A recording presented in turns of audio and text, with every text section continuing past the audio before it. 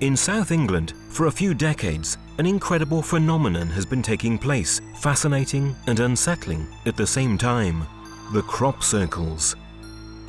The message transmitted by these fascinating figures could have a great value for humanity. What if it were a new attempt at communication? Such a theory is definitely revolutionary, but there are strong obstacles deriving from the skepticism that circulates around the crop circles phenomenon. Most people are convinced that the pictograms are man-made, a trick organized by groups of jokers. This is the case. Never mind if enormous figures and extremely complex drawings appear overnight. So far, the large amount of data and information gathered and documented brought no results. However, in 2007, something incredible and totally unexpected happened. An event that shook the scientific approach to the phenomenon, strongly rebounding the theory that it is not a human work, but rather a form of communication made by a non-terrestrial intelligence. Is it possible that an alien civilization is trying to talk to us?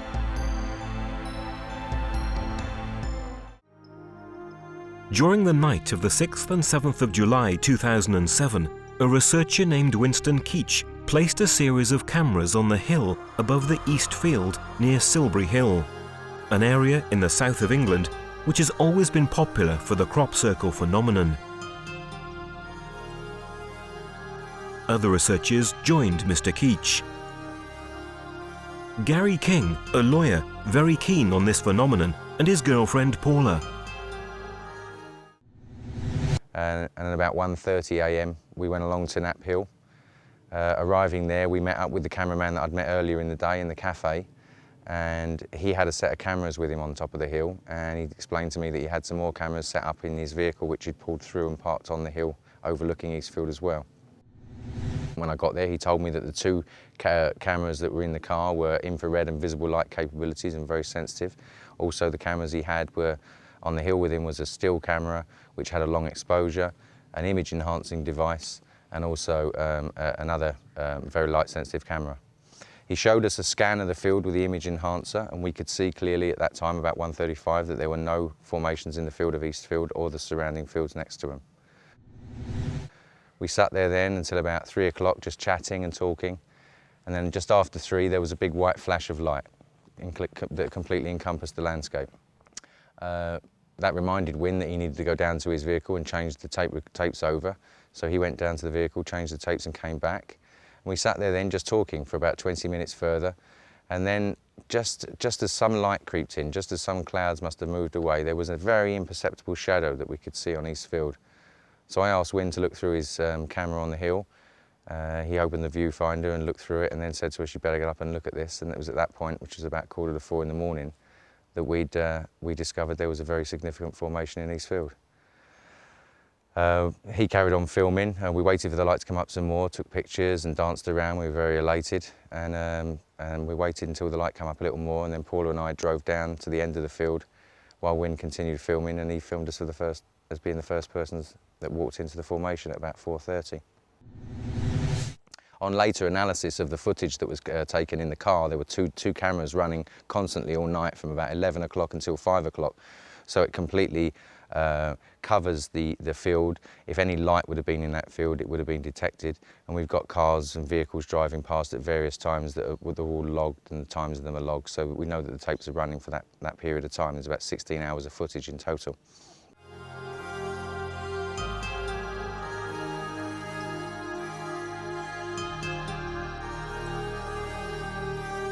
Some circles in the formation follow the uneven terrain and are deformed in order to appear perfectly round from above. A further evidence that indicates the inexplicable nature of crop circles.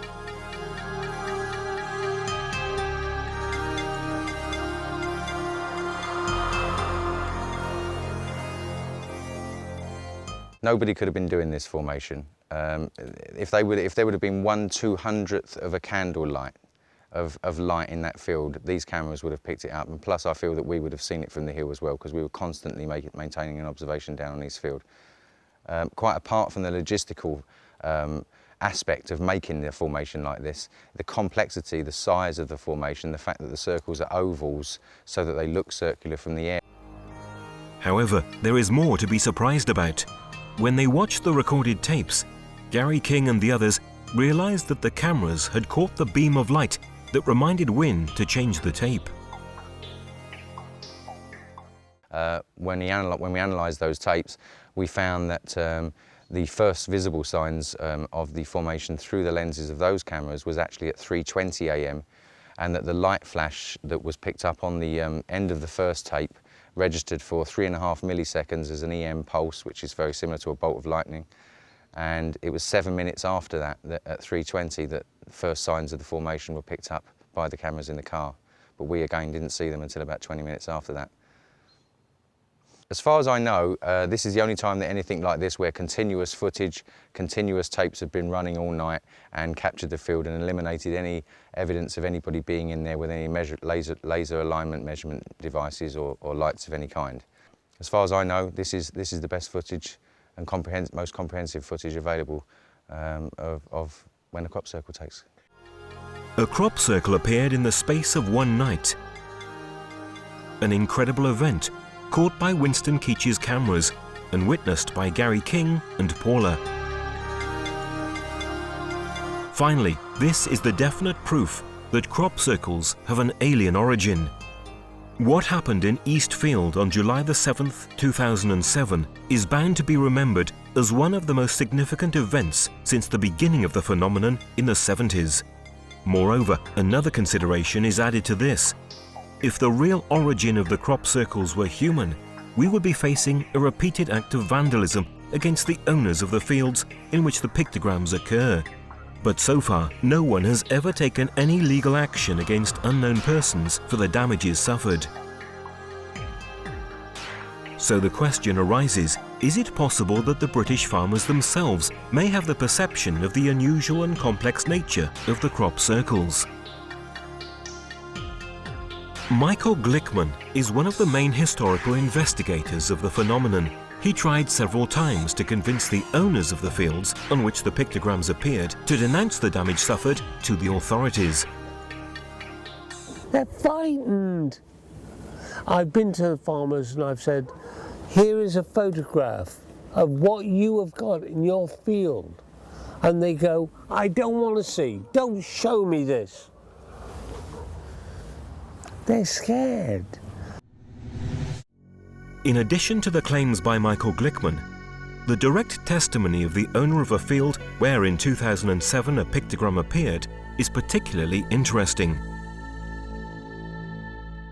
I never saw anybody make it, and it appeared, I think, in the middle of the night. It's a real work of art, very precisely created and very accurately. And it was in a crop of wheat, which was flattened onto the ground, and it makes it very difficult to harvest it when it's like that. So I estimate that it was probably about an acre of wheat which was spoilt. When I first looked at it, it looked extremely disappointing. It just looked like a bit of vandalism, destruction. My first reaction was to prevent anybody from coming to see it, because I thought they would do a lot more damage by walking into the field and traipsing about in my crop.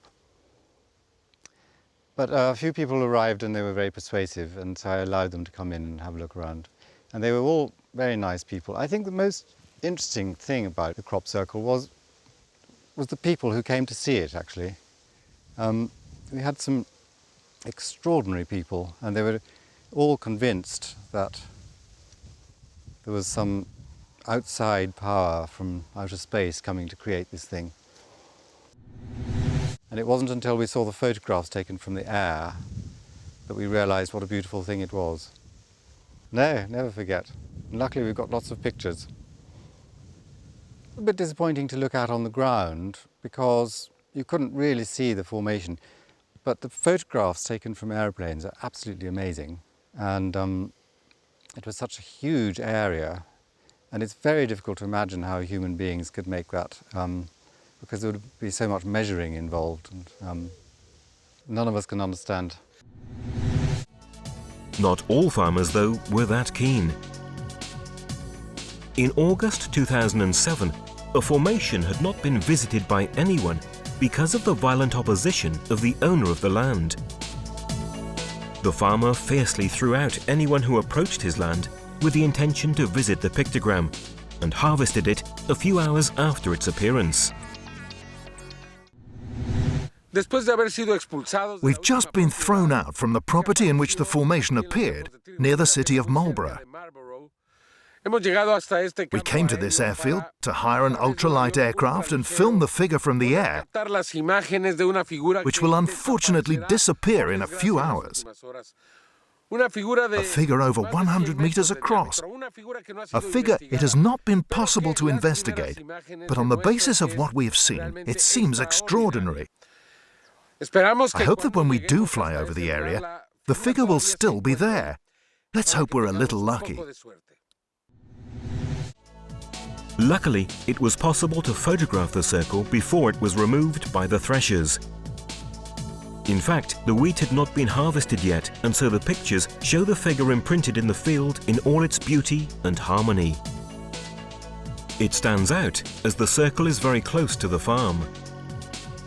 Actually, it would have been virtually impossible to make that gigantic symbol at night, and especially without letting the owner of the field notice anything.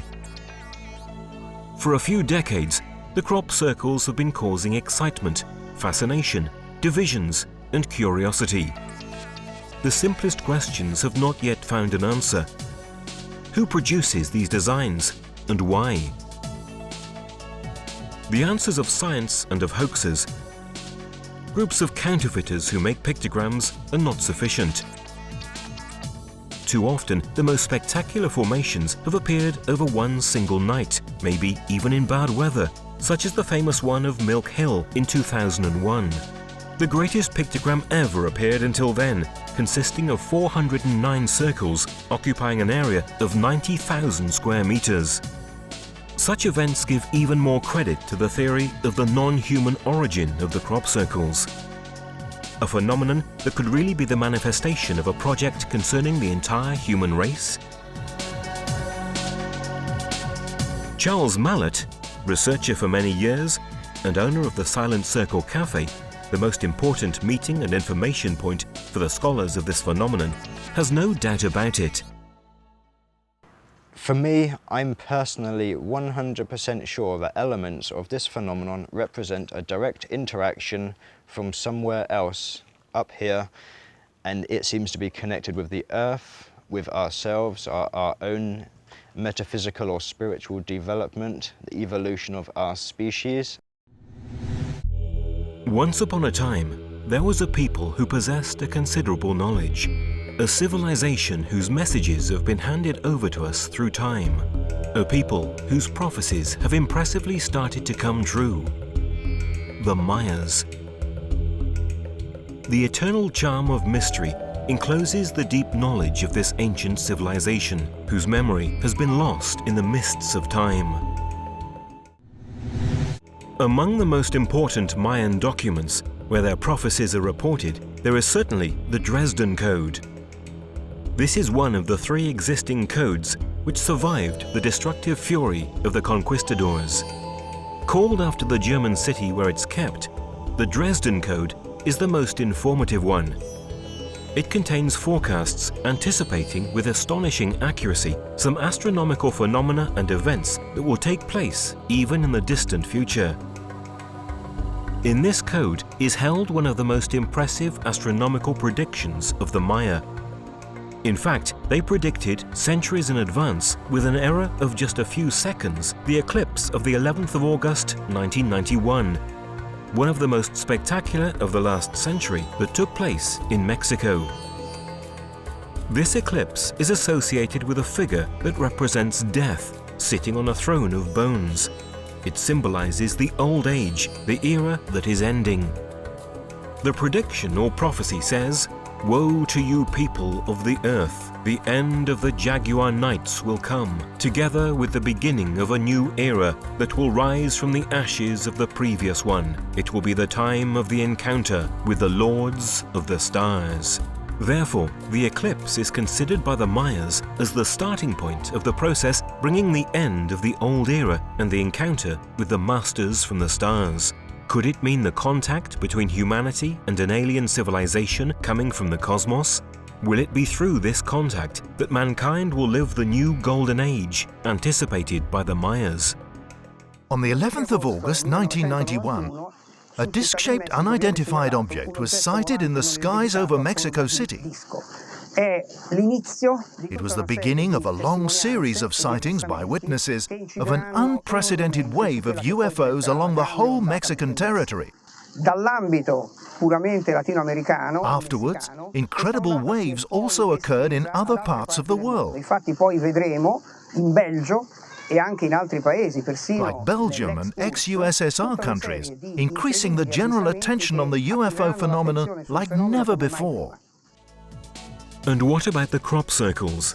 Remarkably, since that year, the circles started appearing with greater frequency, and the figures became more complex and fascinating. It was as if both phenomena obey the same command, as if they were part of the same project.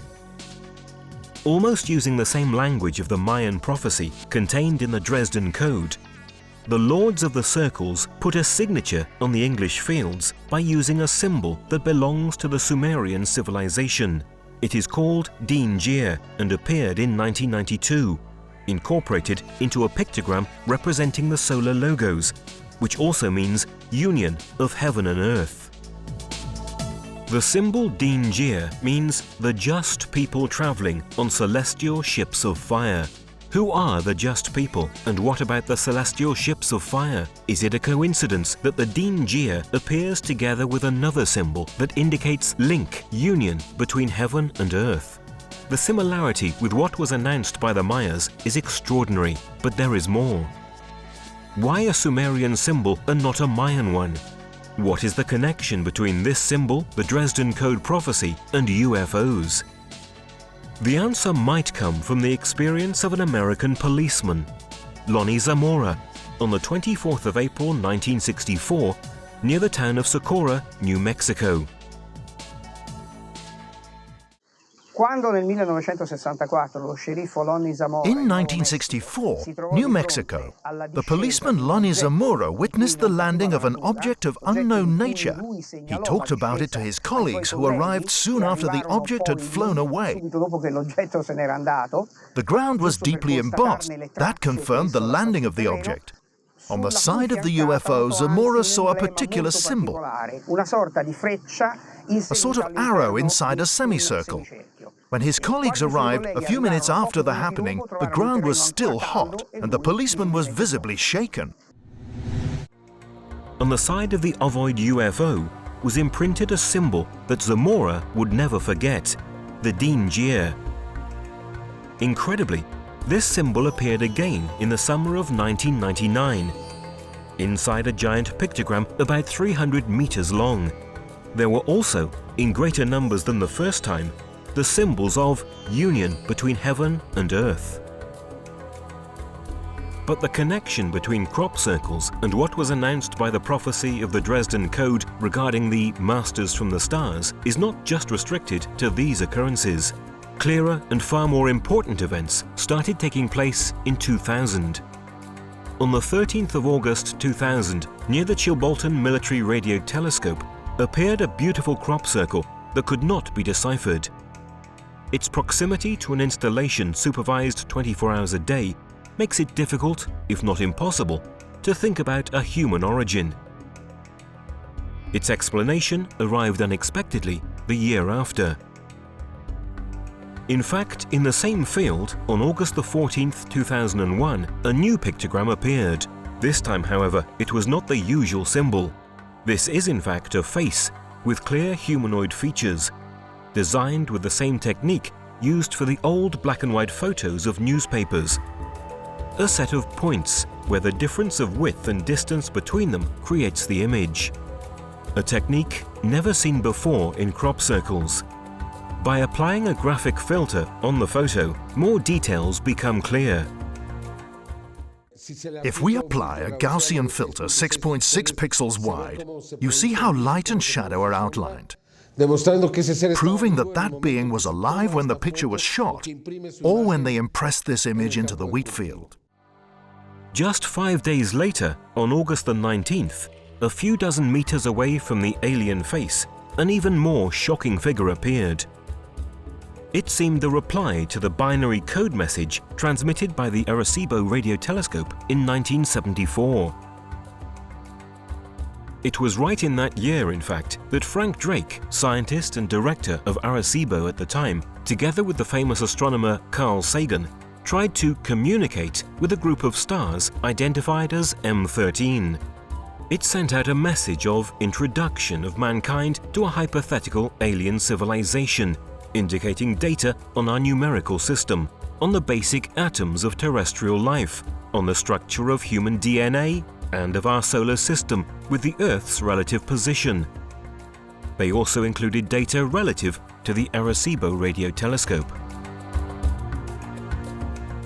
According to calculations, the message should have taken 25,000 years to reach its destination, and the same again to receive a reply. A really long time, let alone the fact that no one could tell whether that group of stars really hosted a supposed alien civilization. These circumstances make even more startling the appearance of the Chilbolton pictogram. Is it possible that someone received our message and replied to it much earlier than expected? We have the same numerical system with 0 and 1. Therefore, the answers are universal. The basic atoms of life are the same, but in their body there is also silicon. Then, where the chemistry of DNA is mentioned, we also notice the fact that all the components of our DNA are clearly identical to theirs. This shows that we come from the same universal principle. When they mention their genome, they tell us that they have 1,048,000 sequences more than us. This means that they are much more evolved than us, which is normal, since they have been able to achieve such a development. To prepare a similar message, they ought to have a greater evolution. Then they provide other details, telling us that they live in 2 planets and 4 moons, namely in 6 different worlds. And finally, they refer to the instrument used to send out this message. Surprisingly, we found that the figure representing this device appeared 1 year before in the same place. Thus, they notified that in the same place they would have given a new message. The way in which these beings speak to us needs to be carefully interpreted. The elements involved in the Chilbolton pictograms are astonishing. Is this really the reply of an alien civilization? Is it fake or real? The Mayan Dresden Code announces that, starting from the 1991 eclipse, it has begun a process that will lead humanity to the encounter with the Lords of the Stars. Are these events part of it? 1 year after the Arecibo reply, exactly on the 15th of August 2002, in the fields of Crabwood Farm, west of Winchester, there appeared an even more amazing crop circle. It depicts an alien who holds a CD on which is carved a binary code message. This is the ASCII programming language for computers. Some researchers have decoded it. This figure tells us several things, very interesting indeed. It tells us, beware the bearers of false gifts and their broken promises. Yo no sé si esto se dirige hacia lo que significa. I don't know if this is related to what is, meaning global warming, or to wrong messages that they have given us, or if, on the other hand, it is directly related to the beginning of the war in Iraq. Given that this warning, this message, appeared in August 2002, then, in the same message, it says, much pain but still time. De nuevo, bueno, podemos atribuirlo a cualquiera. Again, we can attribute this to both issues, either what was happening on Earth or the Iraqi war. Y luego, Then it goes on to say, believe there is good out there, which is the most important phrase, because it tells us that God exists, it tells us that the good, the upright exist, that they are our friends. I reckon it is an optimistic message for that reason. Y finalmente nos dice, And finally it tells us, the message is closing. We don't know if this means that the communication would end there. I definitely hope not. The so-called alien face from Crabwood Farm has raised much controversy about its authenticity. Yet, after many years, nobody has shown it to be a fake, and no one has claimed its creation. The complexity of its realization, simulating the structure of a television frame, the three-dimensional effect of the figure, the difficulty of achieving the binary code in a spiral, as in real compact discs, are all elements that make the hoax theory very unlikely. There is also another important element emerging from the encoding of the message. Some statements remind us of the Mayan prophecies. The phrase, "there is good out there," confirms the very Mayan concept of a universe governed by firm laws of harmony. Much pain but still time seems to emphasize what was predicted by the prophecies on the years preceding the date of 2012. Finally, the conduit is closing seems a direct reference to the end of the cycle on the 21st of December 2012. Is it possible that the Mayas held knowledge coming from an alien civilization? This theory is definitely fascinating, and the data collected seem to corroborate it. Data supported by the extraordinary increase of unidentified flying object sightings all over the world. It is getting harder to deny the anomalous nature of this phenomenon. The message is definitely important for the future of humanity. In such difficult times of our history, it could be a means to help us in overcoming hardship. Will mankind appreciate its worth?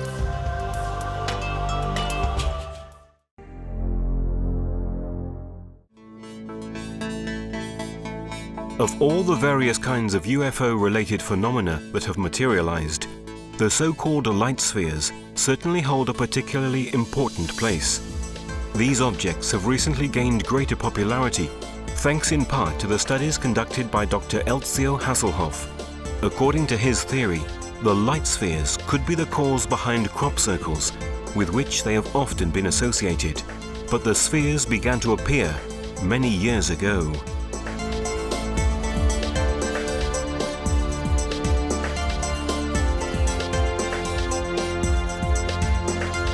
During the Second World War, airplane pilots on both sides of the war reported on several occasions that they were flanked by mysterious light spheres during their missions. These spheres could execute maneuvers that would have been impossible for the pilots' airplanes. Their many attempts to outstrip the spheres and avoid pursuit were unsuccessful, and in fact, the spheres often seemed to anticipate the maneuvers of even the most experienced pilots. They appeared in all areas involved in the war, from Europe to the Far East, and it was soon clear that they were not secret enemy weapons. They were given the name Foo Fighters, from a corruption of the French word feu.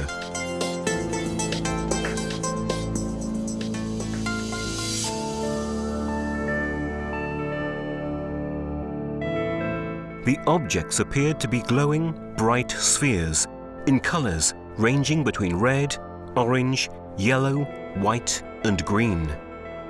The instruments aboard the planes experienced malfunctioning when these mysterious craft appeared, and once radar technology became operative, the pilots realized that the craft were not detected by their radar devices. El fenómeno de las esferas se inicia en la Segunda Guerra Mundial. The phenomenon of flying spheres begins to manifest during the Second World War. during the air attacks among American, English, German, and of course Italian and Japanese air forces. Cada una de estas fuerzas aéreas tuvo reportes y supo de la presencia. They all reported the presence of these spheres. Each of them thought they were secret enemies' weapons. And so they were frightened as they moved with great freedom. They could come very close to or move away from airplanes, almost passing between them. The committees established by both the Allies and the Germans to investigate the phenomenon did not officially reach any serious result. Initially, the pilots and their superiors were bewildered and understandably afraid that the spheres were secret enemy weapons. They later became accustomed to this presence, considering it innocuous. According to the pilot's statements, the objects were filmed on several occasions, but the films have since been kept in secret military archives. Footage filmed by random witnesses began to appear in the 1950s. These films showed the objects both alone and in groups, and what we see in the images confirms the statements made by the military pilots. In this film, we see that the cameraman has located a sphere hovering in the sky and an airplane flying nearby. Amongst the first to suggest that these craft may be extraterrestrial was the Polish-American George Adamski, the first and most famous of the contactees, that is, human beings who come into repeated contact with beings presumed to have come from other worlds. Adamski declared that these flying objects were remote-controlled surveying probes that extraplanetary spaceships had launched into Earth's orbit for study purposes. Their shape could be spherical or disc-like, and their size could vary from just a few centimeters to several meters in diameter. He filmed a number of them in flight. Over the course of the years, further films added to the wealth of footage showing these mysterious craft, giving a sense of continuity to their mysterious presence and origins. This film was recorded in January 1976 over Wiltshire during an experimental Concorde flight. It was filmed by British Airways staff working on another plane. The maneuvers that the white sphere executes are perfect examples of what the military pilots had described during the Second World War. The object flies beside the Concorde, glides along its windows, and then, suddenly, darts upward at top speed. In recent years, these probes have come ever closer to cities, at times flying literally right above the rooftops, sometimes even closer to our streets. Amongst the most significant material in which these probes appear is this video, recorded in the Capo Redondo area of São Paulo, Brazil, on January 2nd, 1998. This video is all the more interesting because the object was sighted very close to an inhabited area. The object, which measures approximately 20 centimeters, made no noise and was found about 200 meters from the young man who witnessed it, Alan Bruno de Oliveira. A remarkable number of witnesses saw the apparatus undergo transformations. This was made possible by its proximity to the witnesses, as well as the duration of the sighting. Over the course of half an hour, the probe completed several transformations above the houses of Capo Redondo. The movements that the little craft made suggest that a form of intelligence is driving it, halting sharply, and suddenly changing direction and speed. It seems to have its own propulsion mechanism.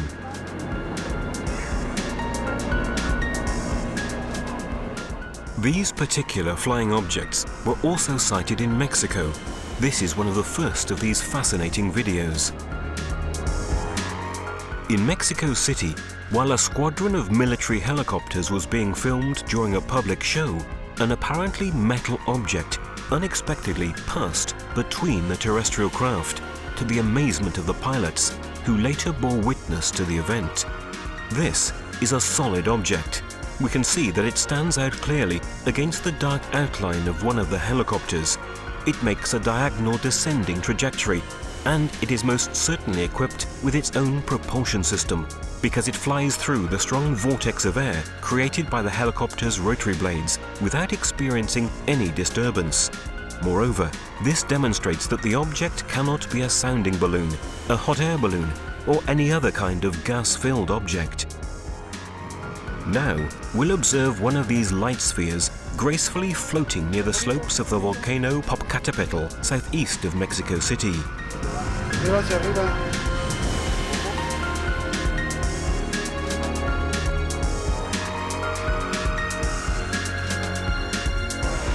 This document shows another one of these spheres flying at a very low altitude above the Mexican city of Guadalajara.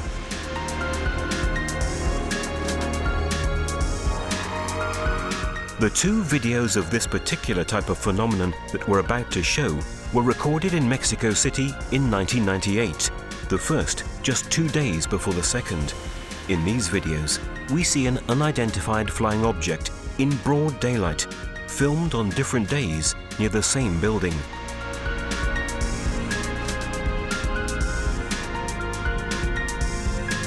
In the first video, the object hovers by the side of the building. When the witness zooms in, we can clearly see the remarkable brightness of the rosy color that the sphere emanates. In the second video, recorded 2 days later, we initially see a dark object cross the sky. After a brief stretch, it begins to descend, and we can perceive a change in its brightness. After a slow and indecisive glide, we see it move once again along the side of the same building, shown in the previous video. Then it rises again and slowly moves away.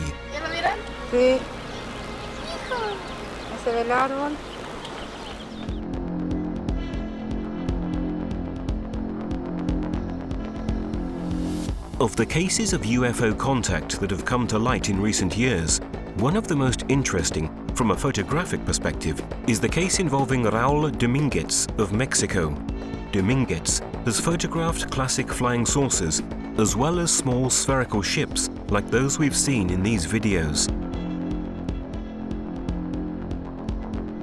The objects seem to be made of metal.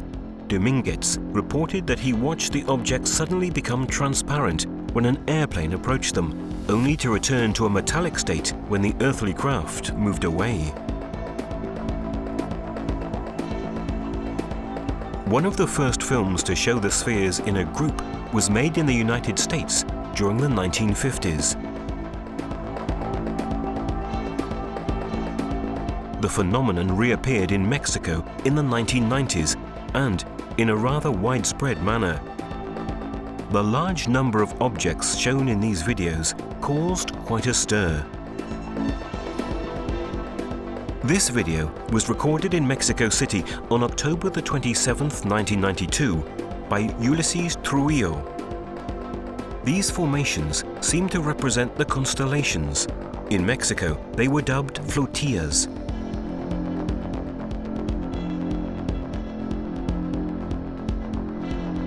In this short video, one of the objects increases speed and, flying vertically, passes by a slower object. The presence of light spheres is not limited to the skies over our planet. They have also been sighted in space and filmed during both American and Russian missions. Extraordinary early testimony was provided by the American astronaut James McDivitt. While flying with the Gemini 4 in June 1965, he succeeded in filming a sphere that had approached his ship. I happened to glance out one time, and there against the black sky was a white object. The geometry of it was sort of like a beer can or a Coke can with a pencil sticking out one of the round edges at about a 45-degree angle. In this short film, recorded by the astronauts of the Apollo 12, we see a white sphere move quickly above the moon's surface. While the Apollo 17 was landing on the lunar surface, one of these white spheres was filmed as it moved to the side of the earthly space module.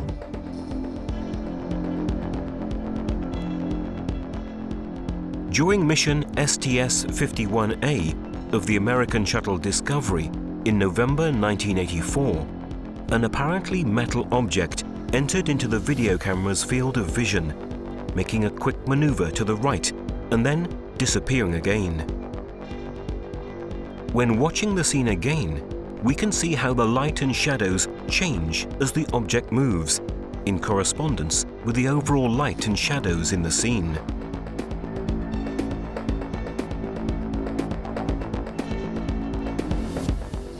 This was not the first occasion in which the video cameras installed on the shuttle detected these objects. During mission STS-37 of April 1991, a nearly identical object was filmed. This time, the object didn't disappear straight away, but rather it swayed in front of the video camera long enough for us to observe its features more closely. In a close-up, we can observe a slight swinging motion as the object hovers in front of the lens.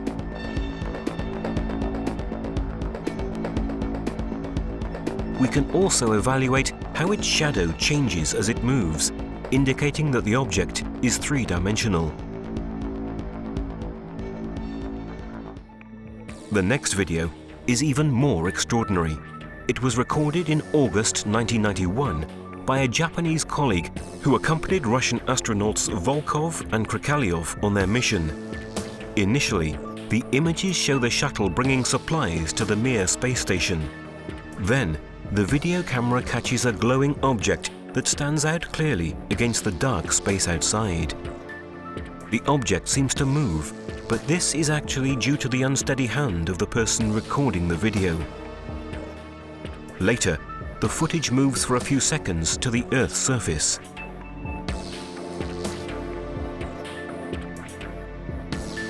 When the camera returns to the glowing object filmed previously, we see that its distance from the planet has decreased, and it is quickly approaching our atmosphere.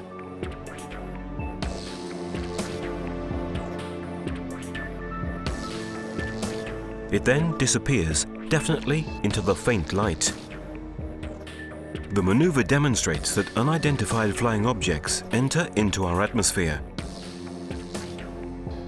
It was the first time such a clear video showing this kind of event had been recorded. Specialists at the Russian Mission Control Center call these phenomena anomalies, a word that actually makes many significant implications.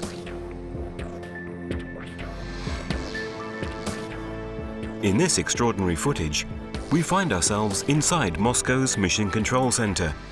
We can see the Russian space station projected on the giant screen.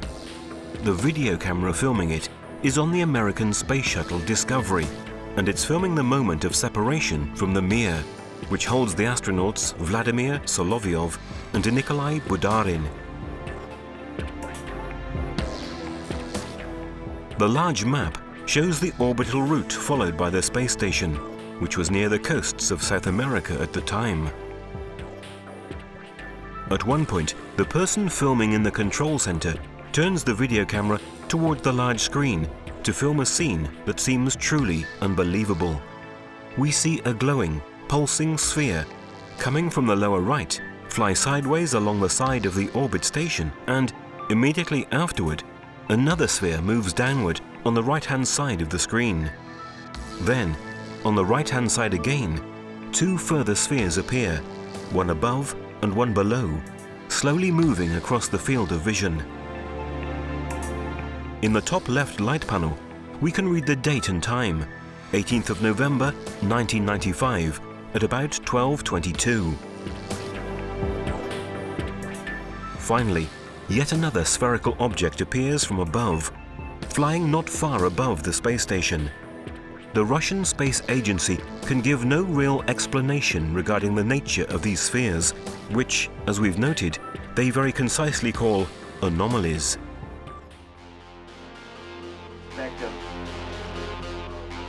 The video we're about to see was recorded by an American researcher who prefers to remain anonymous for security reasons. a UFO research enthusiast who has managed to install 4 powerful satellite dishes in the courtyard of his home. He intercepted transmissions made during the shuttle's joint mission with the Mir space station. The images are astonishing. As the shuttle docks and separates from Mir, several pulsating objects can be seen twirling near the earthly shuttles.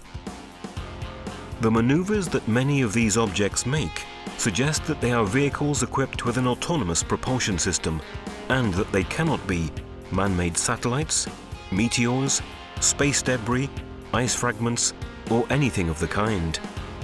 Their sudden acceleration or sharp halting movements seem to demonstrate that these vehicles may be built with technologies unknown to us. This incredible document is from mission STS-84 of the American space shuttle Atlantis. Here we see the entire filmed sequence. We can make out part of the shuttle's hull and Mir in the distance. As the video camera reduces the field of vision, we note a group of objects moving away from the Russian station. As the camera continues to zoom in, 2 further objects appear, making a diagonal trajectory from the lower right to upper left. The larger object comes rather close to Mir. Then, another sphere emerges on the right, following the same trajectory of the previous ones.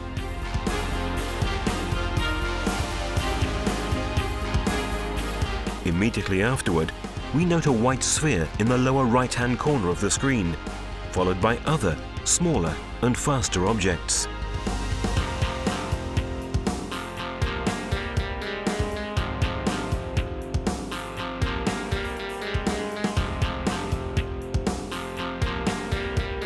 When this first group is about to move off-screen, the shuttle's video camera moves downward, filming another group of objects that have moved toward Mir in the meantime. As we can see, the largest of the 3 objects halts its course and, accelerating slightly, it changes direction, moving more vertically than before.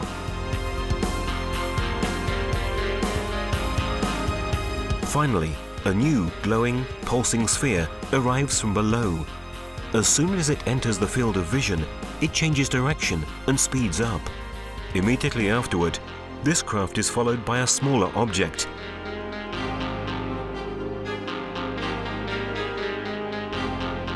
And then by a second, which flies out from beneath the space station. We'll now see the most important phases of this extraordinary sequence, enlarged and at different speeds, to show the maneuvers more clearly. Naturally, one would think that if these were flying detritus or meteors, their number, frequency, and proximity to Mir would be a constant danger to the life of the astronauts on board, and to the integrity of the space station itself, such that it would be advisable to return to Earth. If this didn't happen, it may mean that many of the objects we've just seen are of an entirely different nature. According to the most recent scientific research, there is a direct link between light spheres and crop circles. In addition to statements made by various witnesses, there are videos in which we see these little white spheres floating above the fields where these fascinating designs have appeared. Of all the documents showing these objects, the one that has caused the most sensation is the video in which we can see spheres flying over a wheat field. In just a few seconds, a design looking like a snowflake appears in the field. The video was recorded at 5 o'clock in the morning on August the 11th, 1996 by John Wabley, an English crop circle enthusiast near Oliver Castle in England.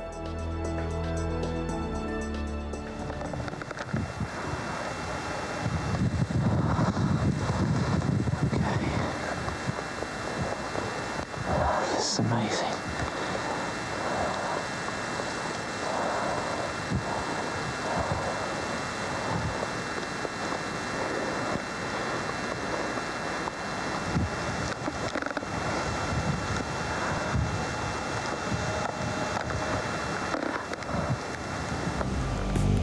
has been much controversy regarding the authenticity of this video, but careful analysis conducted by the American investigator Jim Diletoso, an expert in computerized video analysis, found no trace of falsification.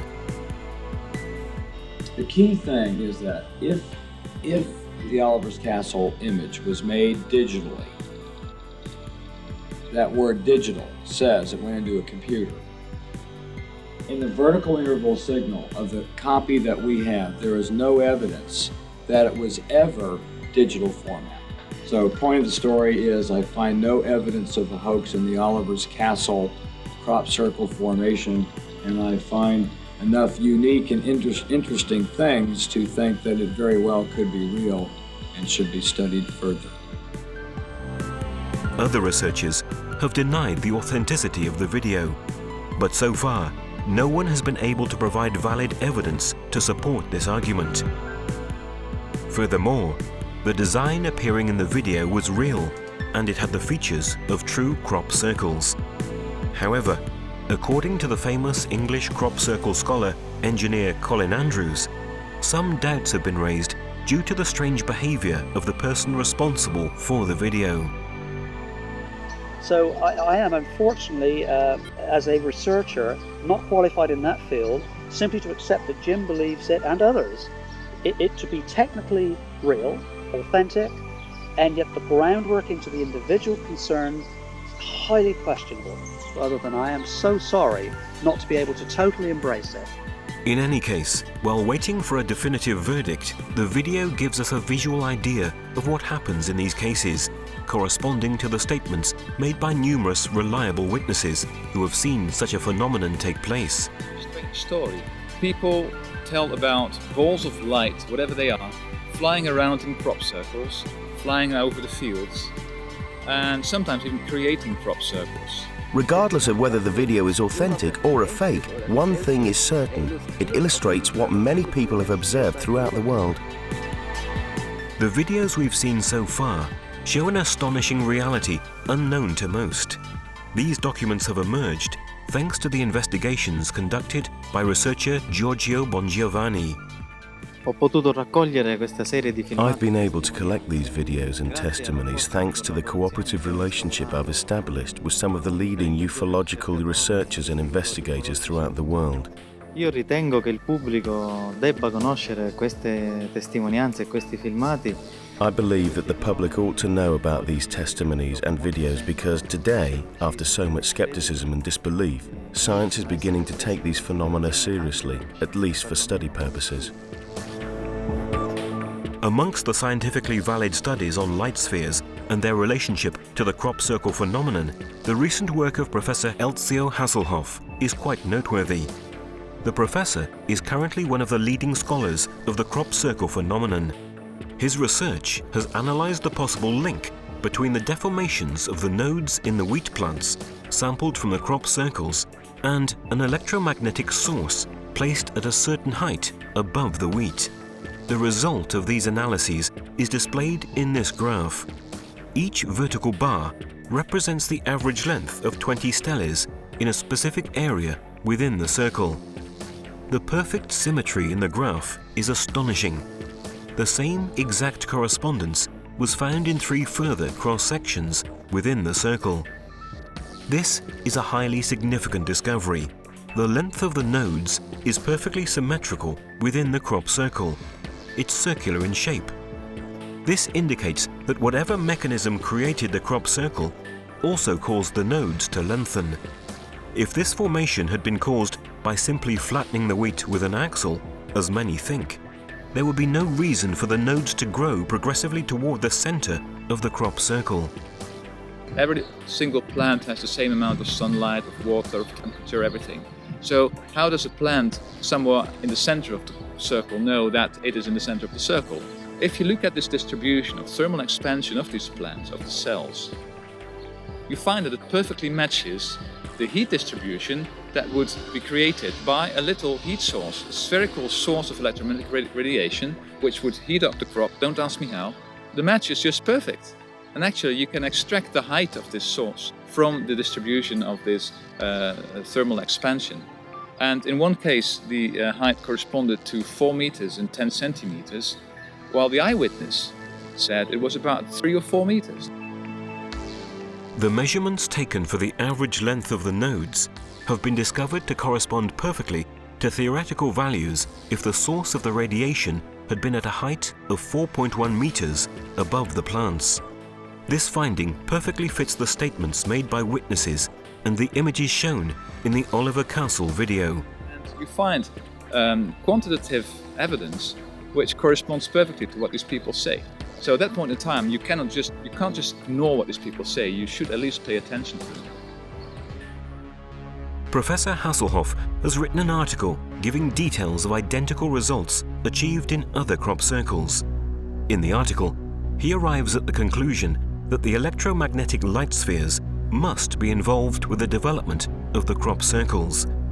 The article was published in Physiologia Plantarum, a scientific journal on plant physiology and biophysics. Thanks to this publication, the idea that the flying light spheres are in some way responsible for the crop circles is no longer just a hypothesis. Thus, what we've seen so far has confirmed that unusual objects are flying in our skies and producing extraordinary phenomena such as crop circles. The complex nature of the data gathered suggests that the phenomenon originates from a form of intelligence. It's up to us to continue seeking and to understand whether this intelligence has terrestrial origins.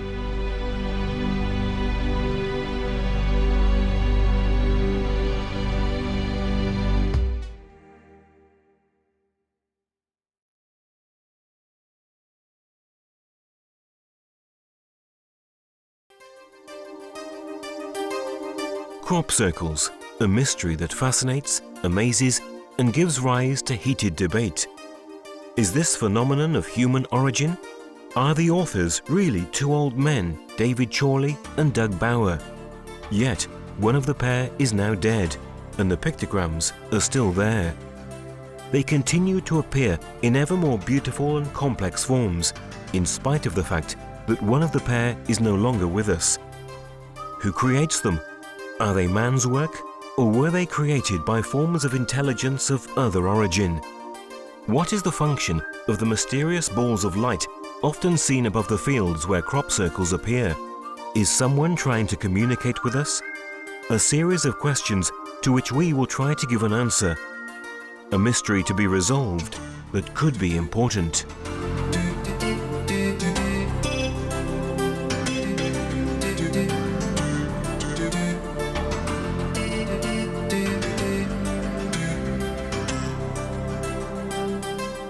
The messages conveyed by the symbolism of the crop circles are repeated in an extremely similar manner by the communications delivered by contactees in the course of the years. So, we could consider this phenomenon a new and more evident form of contactism, in which the word is replaced by the charming and harmonic lines of these patterns. The message that is being conveyed to us by the circle makers is important. Indeed, it goes beyond its physical and scientific aspect.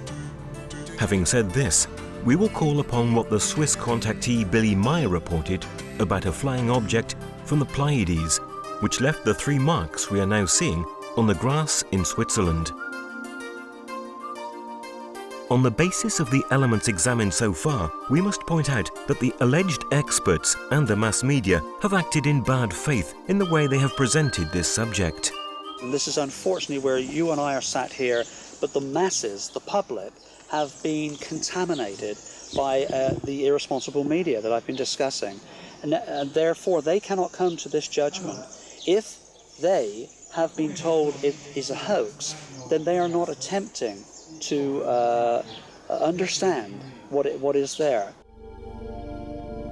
An attitude which is extremely hypocritical and which implies a strong interest in concealing what is taking place on our planet. One consideration that can be made with regard to the mass media is that it is important that they all get the right information. This is fundamental for for the advancement and development of mankind, and whoever possesses the right information or the knowledge also possesses an extraordinary means of power capable of conditioning people so that they favour certain choices and lifestyles even against their own interests. The scandal of the two English pensioners, Doug Bower and David Chorley, erupted due to articles that appeared in a British scandal-seeking paper called Today. The article that appeared on September the 9th, 1991, is a clear example. These two pensioners stated that they were the authors of all the crop circles which had appeared up to then, and which comprised a period of about 13 years. Clearly untrue. There was no way they could have produced, at that time, the peak of 15 each day. These are 265 they were, them, 65 years old. You cannot place across the whole country 15 circles in one day and be responsible for them. No way. I mean, it's totally impossible. In order to test their reliability, they were invited to make the circles in the fields in the presence of eyewitnesses and movie cameras, but the outcome was quite disappointing. We did the day after they did set this in the newspaper. We arrived with national television cameras, and we asked them to make one in front of the television cameras. And the one they've made, which I think you've probably seen, we took photographs of, I sometimes show it at lectures, everybody laughs. It is a mess. There is no symmetry, no beautiful symmetry. The plants are ripped out of the ground, they are shredded. It was made by these people. That proves nothing. It proves one thing, that what we have been looking at was not what they did. Although one might accept the fact that these two might have made some pictograms, they cannot possibly have been the authors and accomplishers of the entire phenomenon.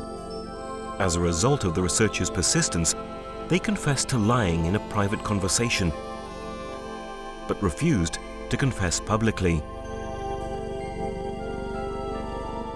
Ich habe selber mit einem von den beiden, Dave Power, gesprochen. I have spoken with one of them, David Chorley, and he himself has confessed that they too have seen many crop circles, that they have no idea about whoever can have created them, and that they have first observed the phenomenon and then reproduced it.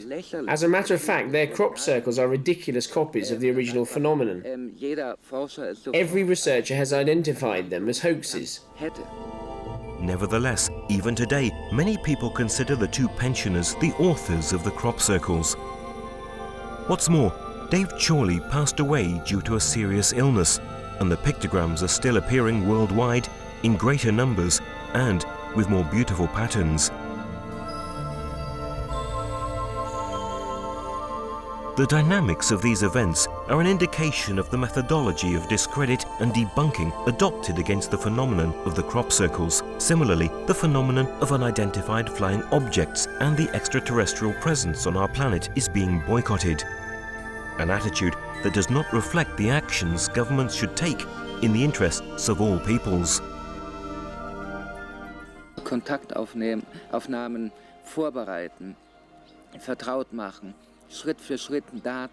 They should reveal step by step data, facts, evidence, and they should stop this stupid debunking and ridiculing policy, which is, in effect, the policy of power. Wissen bedeutet Macht. Und man will mit diesem Wissen natürlich schon, man will es in den Händen einer... Knowledge means power. We are in the hands of an unscrupulous elite who govern the world policy, who secretly control everything. Im Verborgenen steuert die... If knowledge is synonymous of power, then it is very likely that the government secretly analyse this phenomenon and study it with great care, but withhold the results from the public and make every effort to discredit the phenomenon in the eyes of the general public. Evidence of this is the considerable military presence near sites where the circles have appeared. Anonymous black choppers have been spotted and photographed as they flew over the sites of the pictograms. They have also been seen in relation with some UFO events. Und oft genug haben Forscher Many times the researchers have seen these black helicopters chasing the small unmanned spheres that we believe are connected with the phenomenon, that are responsible for the phenomenon. Obviously the British government has already discovered a long time ago where the crop circle phenomenon comes from. In 1999, an unexpected initiative taken by the English government further confirmed their hostility for this type of phenomena and for those who study them. The civilian pilots who have flown with the crop circles researchers have only asked for petrol expenses, have then received some letters from the British government in which they were warned to stop this or they would have their flying licenses revoked. Today, the crop circle researchers can fly over the fields only with commercial helicopters at the cost of 1,200,000 lira per hour. That makes the crop circle investigation more difficult. All these activities indicate that those who hold the strings of the world do not want to afford mankind the opportunity to realize that advanced civilizations are encouraging a change of heart on our part. If man became aware that it is possible to live in peace and harmony, not waging wars, without battles of any kind, with true justice and equality for all, many privileges would immediately fall. It is therefore important not to be caught unprepared and to pay attention to all the maneuvers which try to conceal and discredit these extraordinary phenomena. It is necessary to investigate quite seriously and with great care and with great open-mindedness.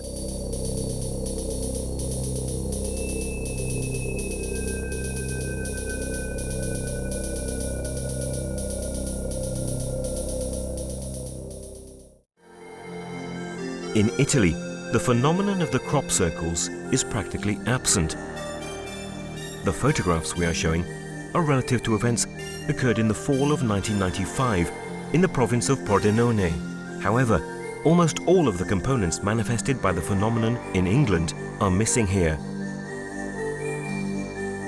The similarities of these interactions with the crop circles are only in the circular shape and in some effects found on the plants involved in the phenomenon.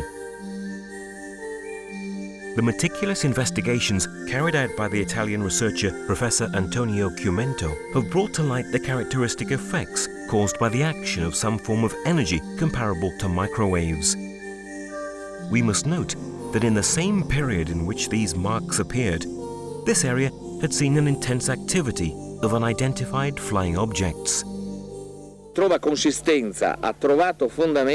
is grounds to believe that some extraterrestrial intelligent form has interacted in Arba, Malnisio and Maniago. It should be noted that in their vicinity is found the NATO base at Aviano, where in the past numerous sightings have been reported, which have not been explained. As we've mentioned before, the link between UFOs and crop circles is considered valid by the researchers. In over 20% of the cases, there were sightings in the proximity of and in the specific sites of crop circles. There is footage showing small white spheres hovering over the fields where the crop circles have appeared. In the documents showing these objects, there is one that has caused a considerable stir. In it, one can see spheres flying over a wheat field, and in a few seconds, a pictogram similar to a snow crystal appears. The footage was recorded at 5 a.m. on August the 11th, 1996 by John Wabley, an English UFO enthusiast of the crop circles phenomenon in proximity of Oliver Castle in England.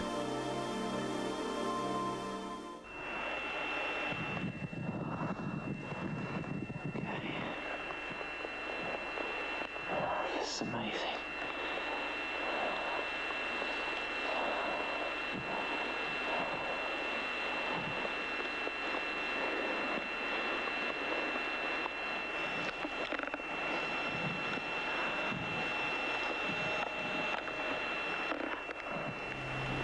Numerous controversies have been raised concerning the authenticity of the footage. However, the accurate analyses carried out by the American researcher Jim Dilettoso, an expert of computerized systems of video analysis, have not ascertained any trace of falsification. My opinion on the Oliver's Castle video footage is that there is no evidence of a hoax. The key thing is that if the Oliver's Castle image was made digitally, that word digital says it went into a computer.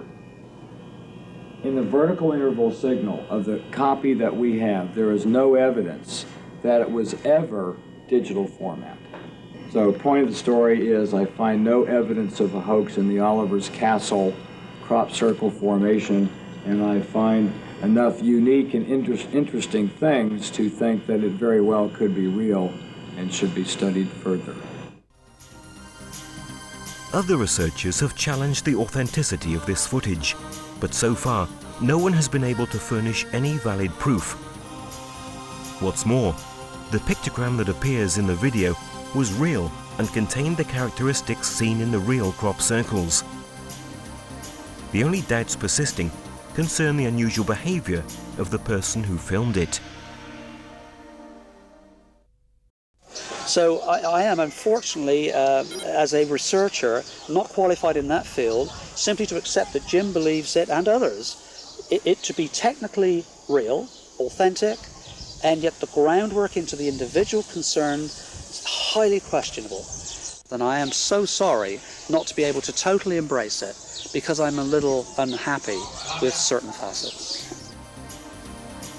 In any event, while we await a definite response concerning this footage, we can nevertheless watch what occurs in these cases, a behavior which is consistent with the reports made by many reliable eyewitnesses who've seen this phenomenon as it was occurring. Aside from the possibility that the video might be real or false, it certainly has shown what many people around the world have observed. There is other footage, quite well known by the UFO enthusiasts and UFO experts, in which similar objects are seen as they perform maneuvers that no vehicle of earthly origin would be able to perform. During the maneuvers of Apollo 17 on the moon's surface, one of these white spheres was seen hovering next to the space module. This footage was filmed in January 1976 over the English county of Wiltshire during an experimental flight of Concorde by the cameraman aboard a British Airways plane. In the 90s, these spheres were seen and recorded on film even more frequently in various parts of the world, an activity which is increasing along with the phenomenon of the crop circles and of other extraordinary manifestations worldwide.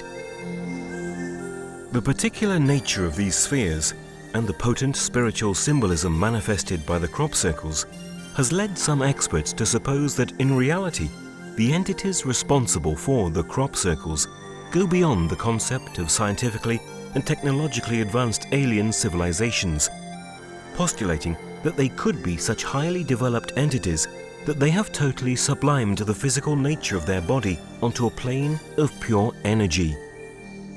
A concept that has become familiar to the public thanks to the experience of the contactee Carlos Diaz, but also largely spoken about by the contactee Eugenio Siragusa. Through to the signs on the fields, in the fields, that if we are looking at another intelligent hand here on the planet Earth, we would, I think, be forced to accept that the connection between us and, we'll say, them, which could be a God force, could be the God force, that this is being done with total respect. The impact of these magnificent compositions is many times described with a great emotional feeling, even by the most important researchers of the phenomenon, as if it were an enlightening, mystical or spiritual experience. One of the really nicest experiences is when you walk into a formation. The feeling that I get when I walk in them, right from the beginning, has been that they were really special. At times they feel too special to actually walk in. You feel like I should stand here and just respect.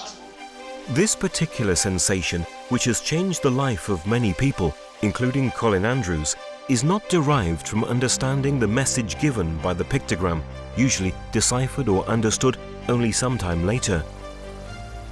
It would seem that these patterns are capable of instantly communicating subliminal messages, data that go beyond the ego and reach directly the innermost part of man. Various experts believe that besides trying to amplify the awareness of mankind and warn them of the changes in course, the phenomenon represents some kind of energy therapy necessary to counteract the destructive effects of man's activities on the ecosystem. Truly, it implies a restoring equilibrium to the planet. This is also confirmed by the consideration that the sites in which the crop circles mostly appear, such as Stonehenge and Silbury Hill, are found on some energy lines of the planet, similar to the meridians of acupuncture on the human body. These sites correspond to particularly active focal points leading to the chakra in human beings. Chakra means vortex or spiral, and the same spiral is one of the most characteristic elements of the crop circles.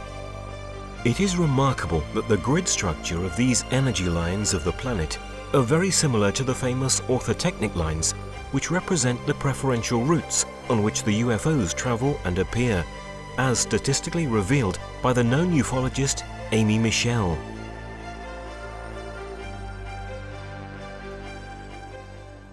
There is a very interesting connection between the crop circles and an ancient science called geomancy. This ancient culture practiced acupuncture. It manipulated the magnetic energy of the earth thanks to certain areas where sacred buildings have been built. In these areas flows the energy that establishes a contact with the cosmos. They used this energy to make the soil rich.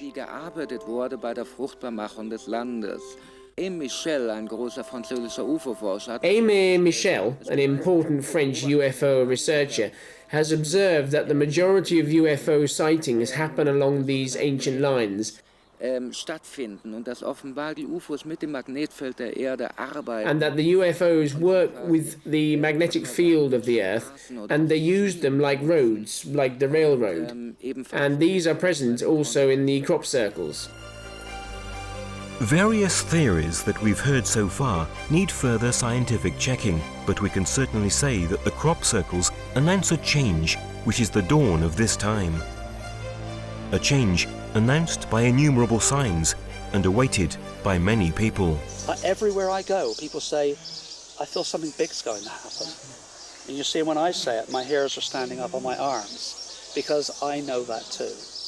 We are seeing in the environment, in the meteorology, in the weather and the climate, other signs of change. These, I believe, were just one series of signs which are referred to in prophecies from the Bible to other major prophecies foreseeing future events. The crop circle phenomenon, these patterns, I would call them maybe the cosmic artistry. They are just, but they are another layer of persuasive signs. Only, I think, until we are able to really establish who we are at the very, very depths of our being, to know what we represent, to know how truthful we are being, whether do we really want to resonate with this planet, or do we want to get as much out of it as we can and destroy it? I think it is giving us important information. I think it's demonstrating the new millennium, the new science. And the new science comes out of a new time, a new age, where we are resonating with nature, and we will be able to not only enjoy, but to have a quality of life much better than we have now through materialism. Es wurde angekündigt von Jesus von Nazareth, It has been announced by Jesus from Nazareth that at the end of the times some signs in the sky and on the earth would appear that would make the whole mankind understand that an era was about to end and a new one to begin. All the prophecies refer to this: the third message of Fatima, Michael Nostradamus' prophecies, the messages of Garabandal, and so on. We have bleeding statues, stigmatas, we have people who have visions, Marian apparitions, we have an increasing number of UFO sightings. We have crop circles that appear in 24 countries all over the world. We have signs in the sky and on the earth, and we must be blind if we do not recognize that this has been announced at the beginning of the third millennium.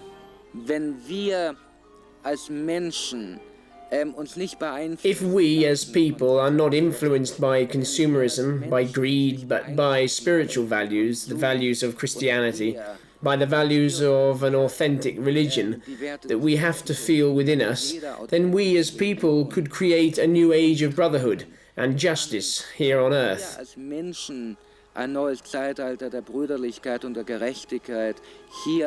If we recognize that everything in the universe is connected by way of cause and effect, and if we modify our path, we can avoid all the prophetized catastrophes.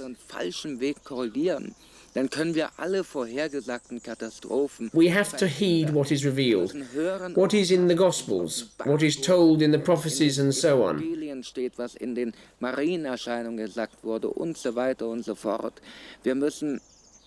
We have to understand that we hold the destiny of mankind, the destruction or the construction of a golden age.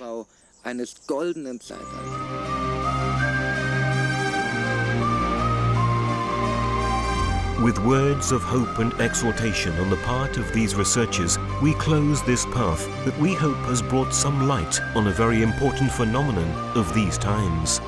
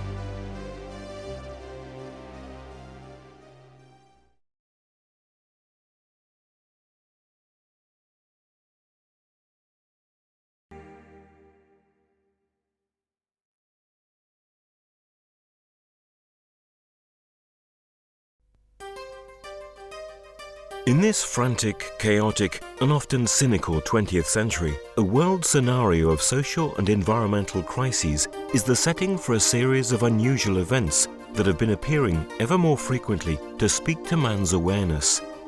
Those whose attention has been drawn to these events have been wondering whether the vision of reality as presented by science is real or the result of a dogma destined to crumble as events develop.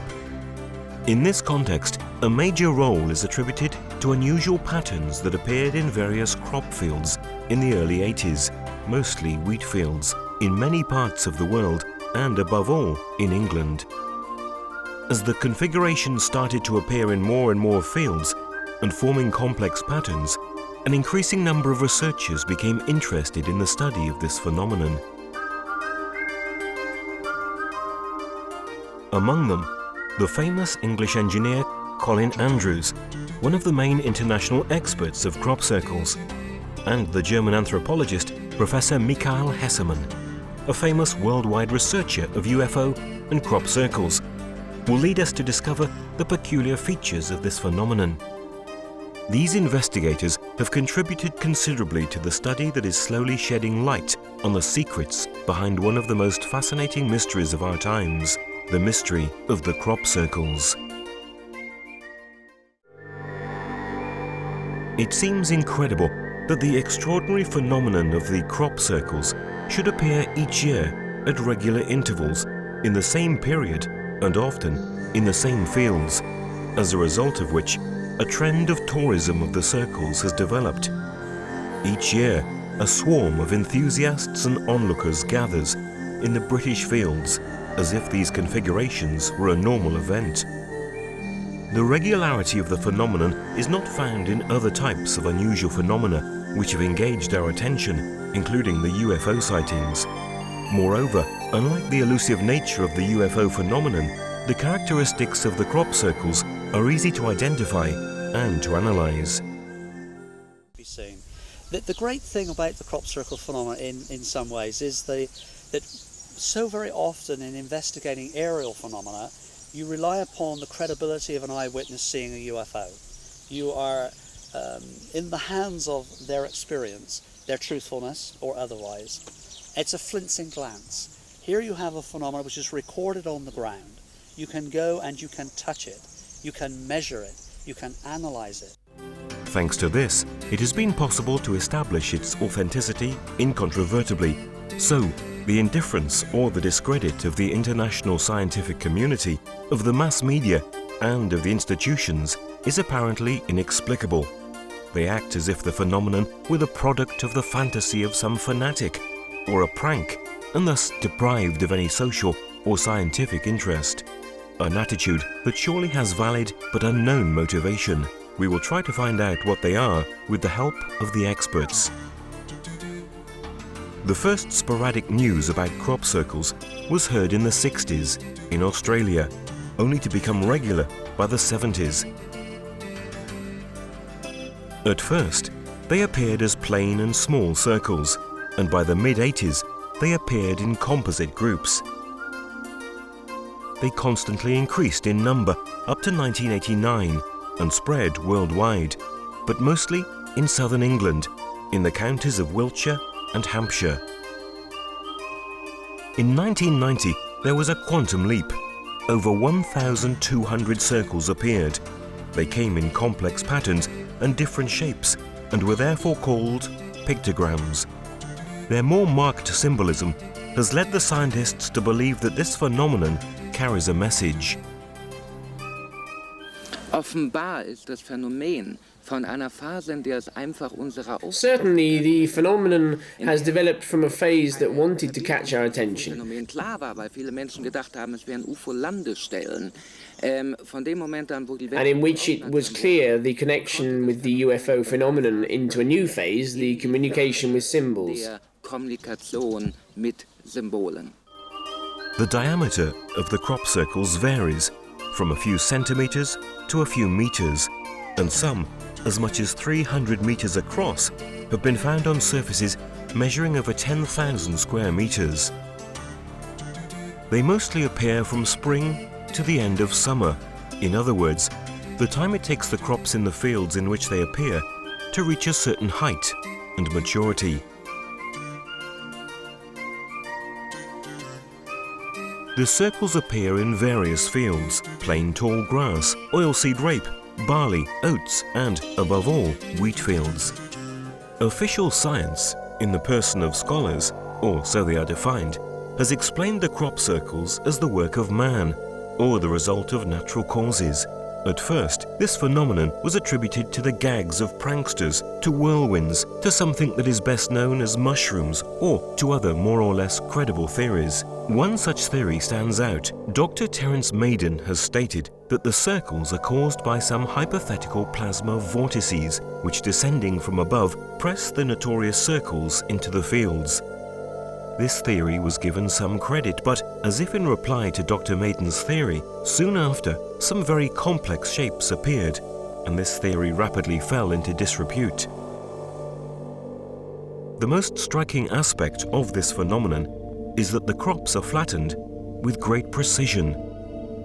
The edges of the circles are clean, as if drawn with an enormous compass. The lines are neatly drawn, as if a giant ruler had been used.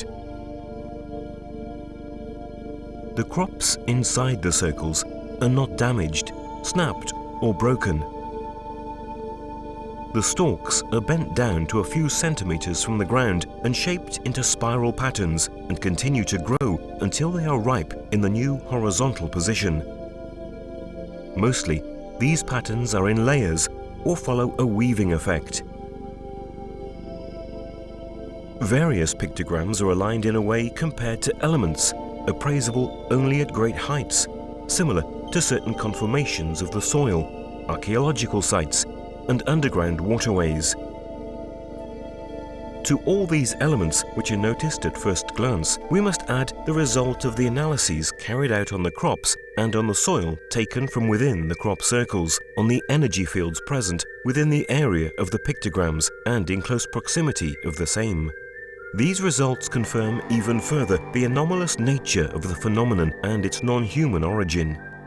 Magnetic fields with values 300% higher than those picked up outside the pictogram, which gave results on the order of 5 millitesla, were picked up inside the crop circles.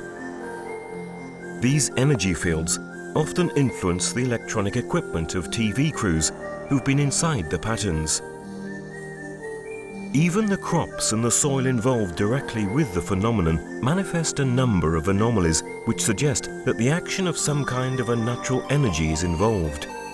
The soil tested has shown abnormal levels of radioactivity, and the microscopic analyses carried out on the plants have shown heightened modifications on the molecular and crystal-like structure.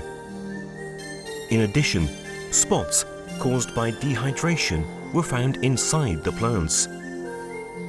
The plants also manifested different effects depending on the period in which the crops were exposed to the mysterious energy that creates the crop circles. With young plants, the seeds do not reach maturity and die. In the plants which have reached maturity, the seeds become sterile. However, in both cases, the seeds are deformed. On the other hand, if the plants have reached maturity, they grow much more rapidly and become stronger and healthier than the others. The American biochemist Dr. Levengood, an internationally renowned researcher from the University of Michigan, has found that with young plants, the cells of the stalks have more visible nodes. The nodes are bigger in size, and the stalks bend at a sharper angle compared to the plants taken from outside the pictograms. Dr. Levengood has examined various samples and has been able to reproduce the same effects by placing healthy plants in an ordinary microwave oven for a few minutes. Thanks to this simple experiment, he was able to prove the theory that the deformations found on the crops from inside the pictograms were caused by some unnatural force.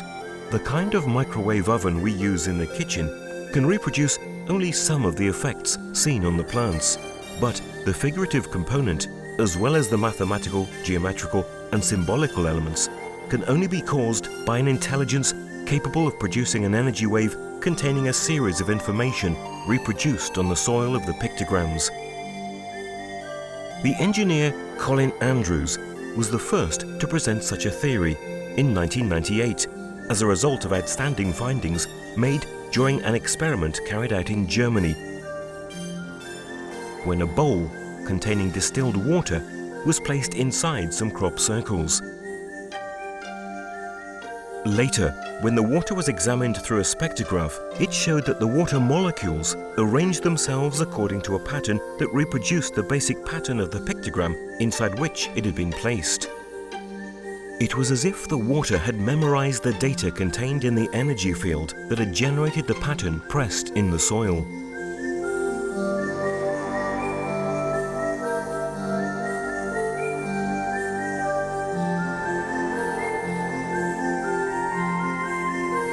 In the photograph, we can see the disposition of the water molecules. All this gives us an idea of how difficult it may be to realize credible hoaxes. It is very unlikely that a faker could manage to create these patterns on a big field during the night, in the dark. If you then enter a faked circle, you realise that the plants are not laid down but broken. They are not bent, they are not deformed. In the faked circles, we don't have many chemical and physical anomalies. In addition to this, when some of the most complicated crop circles were analysed, they turned out to be created with a very complex geometry. In fact, the English space engineer Roy Dutton has discovered that the spiral on which are laid down the stalks correspond to a precise mathematical model, which is repeated in all the genuine circles. What's more, the spiral inside the circle is part of a vortex in contraction, while the line marking the edge of the outer circle, outlining the pattern, is laid in the opposite direction. In various complex pictograms of the individual circles, the mathematical progression by Fibonacci, in which a number is the sum of the preceding two, was found. This means that the diameter of a circle is equal to the sum of the diameters of the two preceding circles. What's more, these particular formations are spirals developed according to the golden section. Certain geometric proportions were considered sacred in the past and used in the construction of ancient temples, which gives a special harmony to everything realized following this parameter. In the 90s, some of the pictograms which appeared were real fractals. These diagrams are obtained by complex mathematical calculations, represented by a computer graphic, and show surprising analogies with the forms we know in nature. They are complex diagrams which are impossible to calculate even in small dimensions without the help of a computer. And the pictograms we are seeing are real fractals, not their representations. The first one appeared on August 13th, 1991, near Cambridge, the renowned university where the founder of these complicated diagrams taught, the mathematician Benoit Mandelbrot. His very colleagues at Cambridge University stated that, given its perfection, the pictogram could not be a hoax. The Mandelbrot set itself is, as you know, a fractal, and it represents that state which exists in as a geometry recorded by powerful computers, placed together into a pattern. It represents a state, and that state is the very boundary between order as we know it and chaos. But of course, you know, the more we're learning about chaos, chaotic order is in fact a form of order.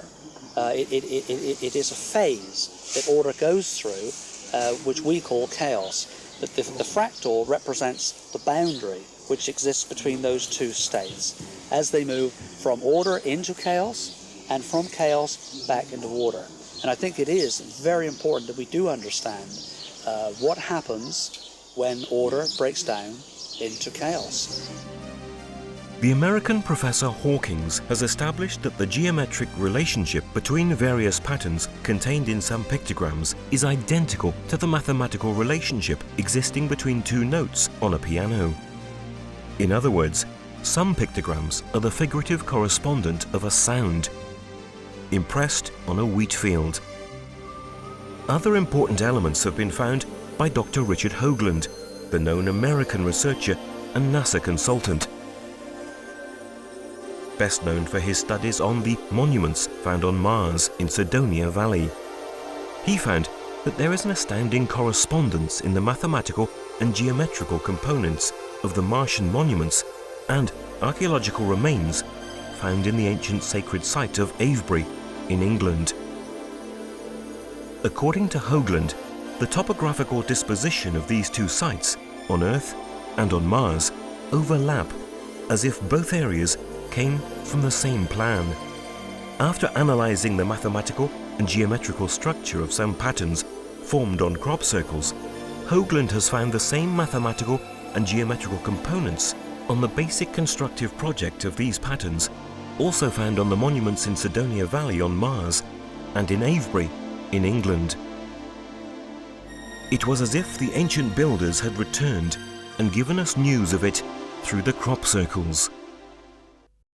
Well, Richard Hoagland and myself have been in contact for maybe 4 or 5 years, looking at not just the geometry of the actual crop circles, but their placement. He is particularly impressed by the precise placement of some of the major crop designs in the vicinity of Avebury.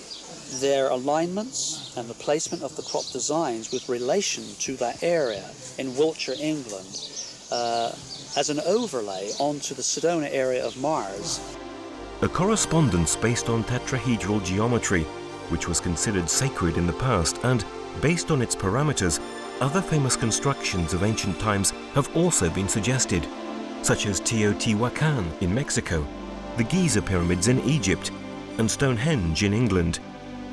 In addition, the studies carried on the renowned pattern Mother of All Pictograms, which appeared in England on July the 16th, 1991, indicate that this extraordinary formation contained all the mathematical and geometrical constants of the Sidonia Plain, as well as being the Earth's bidimensional counterpart of the great pentagonal pyramid found in the Martian Valley. In addition, this pictogram symbolizes the principle of the 3-in-1, that is to say, the divinity, as we can see in the corresponding esoteric symbol. And we have recorded accurately many designs, including Barbary Castle. There is no question that it is a tetrahedron, that its geometry does fit Richard's work. Having established that this is a real phenomenon, we now need to know what its purpose is. Once you have eliminated the hoax theory covering all of the phenomena, the one thing that you are left with facing you, and it smacks of it throughout, is that it's a message. We begin to see that there is information which is decodable by 2 routes. Numerous patterns formed by the circles in the cornfields are still a mystery to researchers, whereas many others have been deciphered and the message they contain revealed. This has been represented by astronomical symbology, common to ancient cultures such as the Sumerians, the Egyptians, the Celts, or to ethnic groups such as the Aborigines, the Dogon, or the Native American Hopi. Symbologies which have expressed real philosophical, esoteric, and spiritual concepts.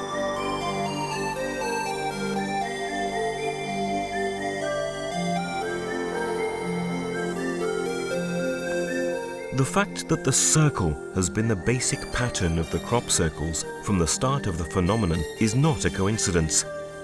In all ancient cultures, the circle represents the oneness of creation. That is to say that behind an apparent diversity, there is an intimate link between all things.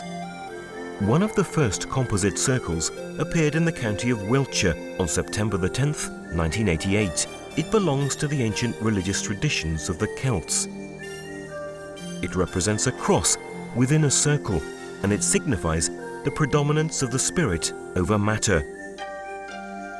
Subsequently, many more patterns appeared which related to the reinstatement of the contact between sky and the earth and the return of very advanced beings coming from the cosmos who were the masters, the instructors of great past civilizations. A most beautiful one appeared in England on July the 24th, 1992. A logos of the sun, a sun symbol which also contains a sign resembling the Sumerian cuneiform script. It is called Din Jir, and it means the righteous ones with the heavenly chariots of fire. A symbol which was seen by the American Deputy Marshal Lonnie Zamora on the back of an alien spaceship as it landed in New Mexico on April the 24th, 1964. It reappeared in 1999 in a gigantic 300-meter-long pictogram. The sun symbologies are most predominant in the pictograms, surely due to their deep spiritual meaning. On the night of July the 23rd, 1991 in Germany, in the vicinity of Grasdorf, one of the largest and most complicated German pictograms appeared. A few days later, a young man carrying a metal detector found inside the pictogram some metal plates, impressed with the same pattern of the pictogram itself. Nun gibt es in Deutschland sehr viele Menschen, deren Hobby das Schatzsuchen. In Germany, there are many people who are used to search for treasures with a metal detector. One of these seekers had the idea to walk into the Grasdorf pictogram and see what would happen. Drei der Kreise von dem Kornkreispiktogramm Platten, metallische Platten von etwa 30. Inside the pictogram, he discovered 3 metal plates of 30-35 centimeters in diameter. Bronze und hatte ein Gewicht von etwa. One of these was made of bronze and weighed 8 kilograms. Zweite war aus Silber und hatte ein Gewicht. The second was made of silver, and its weight, if I remember correctly, was 12 kilograms. And the third one was of pure gold, and it would mean a weight of over 20 kilograms. The pictograms and the symbols impressed on the plates are related to ancient German traditions. It recalls the Edda, the Germanic mythology. It talks about the golden tables of the gods that would be found at the end of the times. So also in this case we notice that there is a connection between the ancient mythology and the crop circles phenomenon.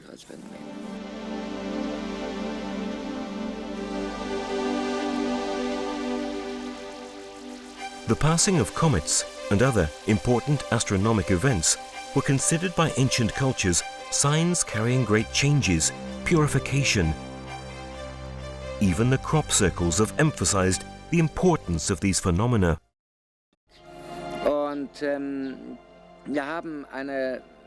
These patterns have appeared many times.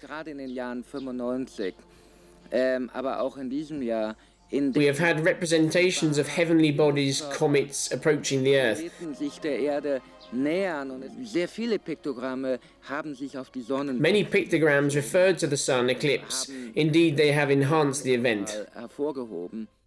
When the comets arrived in the fields, before 4 new comets were discovered, we really did think that was pretty extraordinary. We had comets ahead of Hyakutake, Hale-Bopp, the Jupiter collision. All of those similar designs were appearing in the fields before they were discovered. This is a very important finding, since it shows that the crop circles are not made only by fakers. They are not man-made, because they could know nothing about this. The makers of the crop circles must have a knowledge that is greater than that of man. The historical analytical aspect of the crop circles has amazed all those who've studied this fascinating phenomenon seriously and without prejudice. It is increasingly difficult to doubt that they are not the work of man. The symbology manifests a message that is ever more immediate and urgent in this particular historical moment for mankind. We can only hope for change in the attitude of the mass media and the major institutions, but we obviously cannot be certain that this will happen. In the meantime, the pictograms continue to appear and to spur us on this difficult journey towards the future.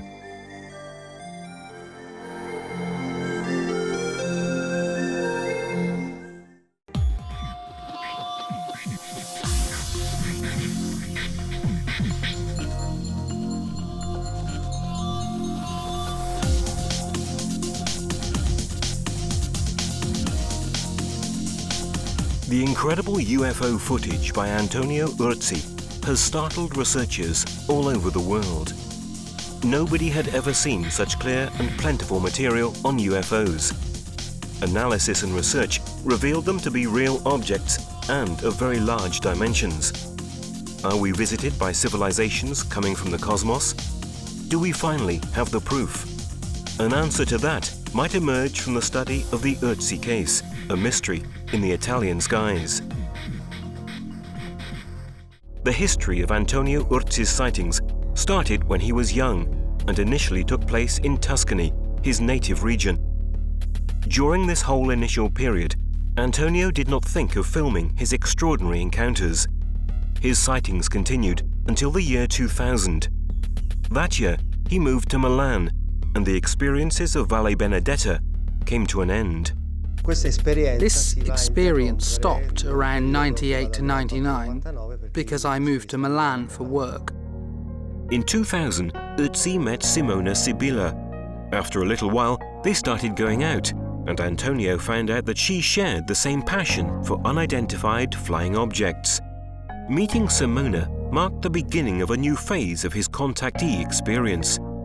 He moved permanently to his current little loft, and through the horizontally pivoted windows, his fantastic visitations started again. Nell'anno 2000 incontro Simona e questa esperienza riparte. In 2000, I met Simona, and my experience started again. It kept going on until 2003, when I bought a camcorder in order to start filming what I saw. After the first videos in 2003 and the incredible series in 2004, in 2005, Antonio filmed one metallic disc. It appeared again at nighttime. The sighting was dated April the 30th. In the dark sky background, the UFO hull stood out. The movements, the light reflections, and the shape were similar to the disc that appeared on the 3rd of December 2004. Actually, it even seems to be the same object, although the second one was less visible due to a darker sky. The aircraft carried on its maneuvers in front of the camera for about 10 minutes. Anyhow, the two discs filmed in 2005 are less sharp than the nocturnal sighting on the 27th of November 2004. I had the chance to film two supposedly metallic discs in a dark sky. The background was different from the footage of November. In fact, the sky looked reddish, almost amber-coloured, like the disc itself that was illuminated by the city lights. Even though the first series of film in the period 2003 to 2005 was extraordinarily sharp, Antonio had no intention to show them around. Nevertheless, at the end, he became aware of their exceptional value and of the importance of a real contact attempt by an extraterrestrial intelligence. So he decided that it was worth spreading his case out. He got in touch with some national and international researchers, but due to a series of misunderstandings, they did not achieve a detailed investigation. Inizialmente il desiderio di divulgare questo materiale era talmente forte. At the beginning, the desire to spread out this material was so strong that the approach with regard to some researchers was detrimental due to my wrong attitude. As I had no experience and I have often been aggressive. The only person supporting him in that period was Giuseppe Garofalo. Giuseppe, Beppe to his friends, was also convinced that the Uzzi case should be investigated by other researchers too, and should be made public. In November 2005 then, he met with the researcher Pier Giorgio Carria. Uzzi was not present. My reaction to Garofalo's account was utterly incredulous, at the edge of skepticism. I could not understand why a case with such important material could still be unexplored. At the end, though, Garofalo convinced me. I presented the case to Giorgio Bongiovanni, with whom I have been working for many years, and we decided to involve Jaime Maussan in the investigation. As soon as Carria showed me Uzzi's material, I acknowledged its extraordinary importance. I was surprised too for the fact that it was still unknown. I reckon the footage is real. For that reason, we have involved Maussan for the research. After scanning frames and the film sequences, Maussan understood immediately that it was a case of terrific interest. So he decided to come to Italy. The study of the Uzzi case and the divulgence of his extraordinary experience changed for the better. The first meeting took place in March 2006. The reporter was impressed by the frank personality and the open-mindedness of Antonio. Another element that struck the attention of Maussan was the fact that Antonio did not ask for any reward at all for his footage. Cuando lo investigamos personalmente, nos damos cuenta que el testigo es real. When we investigated him personally, we realized that the witness was real, genuine. He's not lying. He does not want money and isn't after fame. He puts his name behind each video, exposing himself to risk. These are all the elements I look for when analyzing a case like this. If I get an extraordinary but anonymous video, it's worthless. When the author has his name and surname, as in Urz's case, I think it gains an extraordinary value. Antonio showed Maussan other material shot by him. This increased more and more his astonishment for the incredible quality of images. In his videos, UFOs are the biggest, the closest, the sharpest I've ever seen. Moreover, the object lets him shoot them, so that their features and details can be perfectly observed. For this reason, I think they're really impressive. After the first positive analytical results, Maussan started to spread out the material of Urz's experience. Through his program, Los Grandes Misterios del Tercer Milenio and others, on his magazine and in the numerous conferences held in Mexico and in the USA, Antonio's footage amazed millions of people. The news spread out, so other international television stations showed their interest for the Italian case. A Japanese TV station sent a troop to Italy in February 2006. While the investigators continued studying and spreading out the results gathered, Urz's experiences went on. The videos continued with an increasingly significant impact.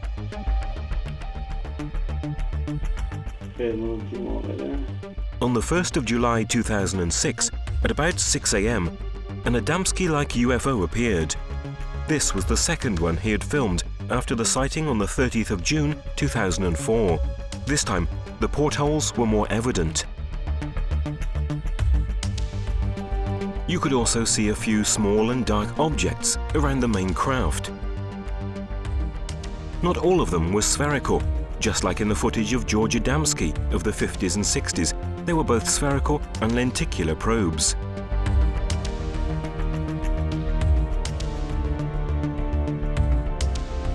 After the first trip in 2006, Maussan went back to Italy several times to carry out further research on Urzi.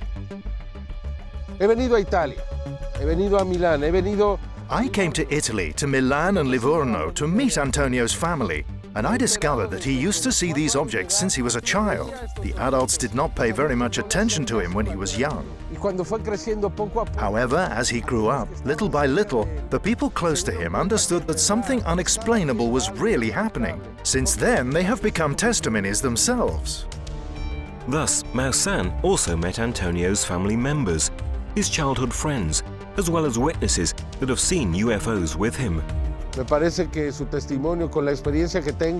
After my 35 years' experience as an investigator, I reckon that his witness tells the truth. After having interviewed hundreds of people, one can recognize a person telling the truth from somebody lying. Now these people, all those I interviewed, they're spontaneous, transparent and faultless answers. They did not realize that I used to do many simple cross questions. I can conclude that we're in front of a real case and real testimonies. In 2007, Antonio amazed everybody once again. On the 29th of April at 6:50 p.m., he noticed a dark object outside the window of his loft. Guardalo. Bello, zitta, piano. Punti di riferimento, punti di riferimento. Ferma, aspetta. Ecco, aspetta, guarda. Guarda da vicino, corri. No, ma quanto è grande? Corri, vai giù a sentire, vai giù dalla nonna, corri. Corri! Se ne va!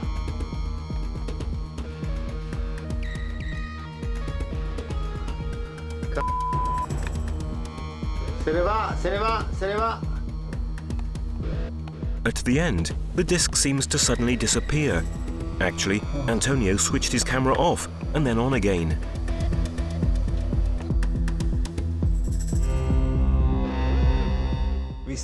Considering the time, I wanted to have something to eat, so I went to the bathroom to wash my hands. And to my greatest surprise, while looking up through the windows, I saw in the distance that fantastic object. I immediately grabbed the camera that was near my computer and ran back here. The object was still, so what I did was to go straight to the window and open it.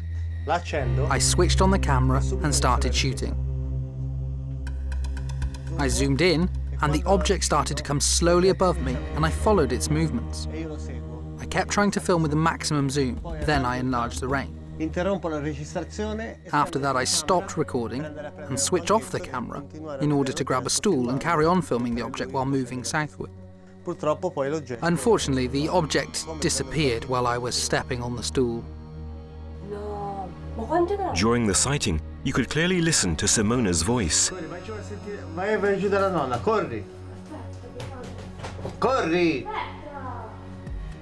In quel caso Antonio mi chiese proprio di andare a chiamare la nonna.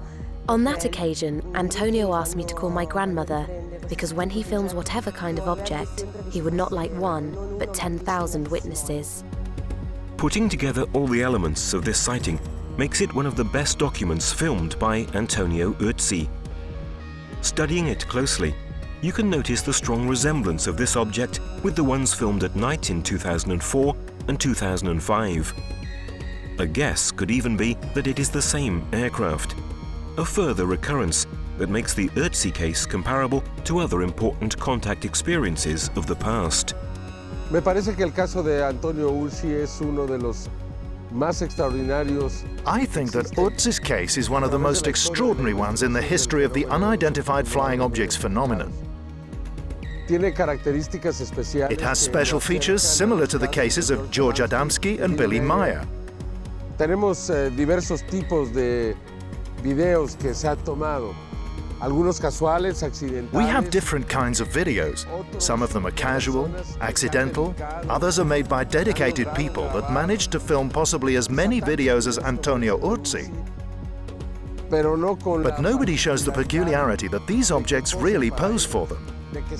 They seem to remain there still, remaining well visible, as if they understood that somebody is shooting them. This is an evidence that if shown to people, it could produce some change, a reaction. This is the reason why I consider it a case that must be observed with great interest by the world investigators community. And the reaction of investigators, as well as of the Italian and international audience, is extremely positive when looking at Urzi's footage. In Italy and abroad, the Urzi's case is currently regarded as one of the 4 most important cases in the world. To my opinion, it is the most important. At a conference held in 2007 in Washington, USA, after showing his footage, there was a standing ovation.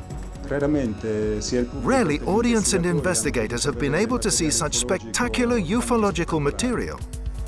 After the initial analysis carried out by Garofalo, Urzi's footage has been analysed also by the Italian National Ufological Center. Io ho avuto modo di analizzare I filmati di Antonio Urzi, non ho riscontrato segni di manipolazione. I have had the chance to analyze Antonio Urzi's footage and I have found no evidence of manipulation.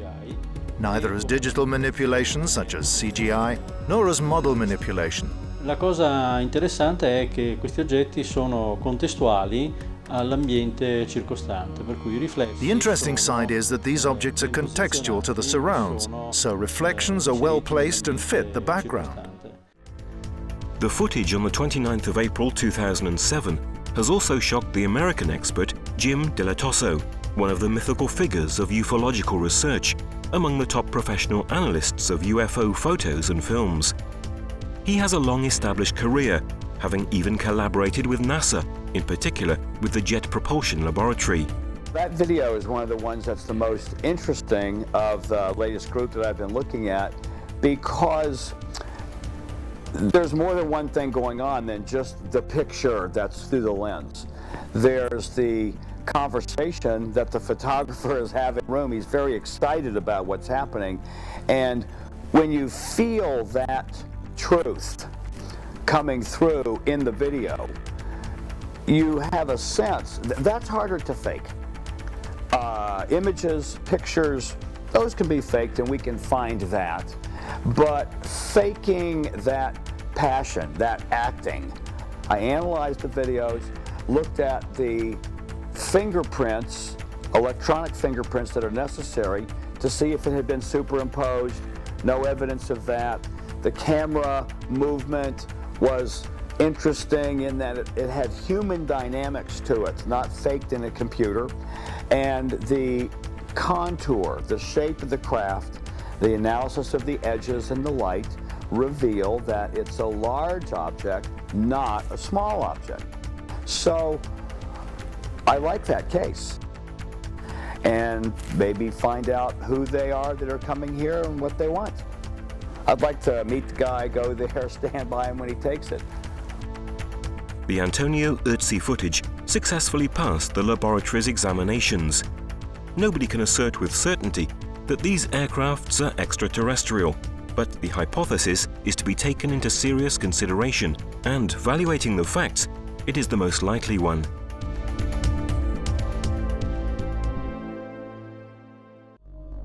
In such a multi-case record, spheres could not be missed. They started to manifest from the very beginning and are a very constant presence in front of Antonio's camcorder. They are made of light, black, white, single, or in small groups. And, as we have seen for the metallic discs, the typology is identical to objects filmed all over the world. This rich gallery was still missing the astonishing flotillas, but 2007 turned out to be full of surprises. On the 23rd of September, flotillas made their first appearance. Simo, c'è il cielo tempestato di sfere. Dappertutto ci sono, guarda quante. The white spheres were at a higher altitude than those in Mexican footage.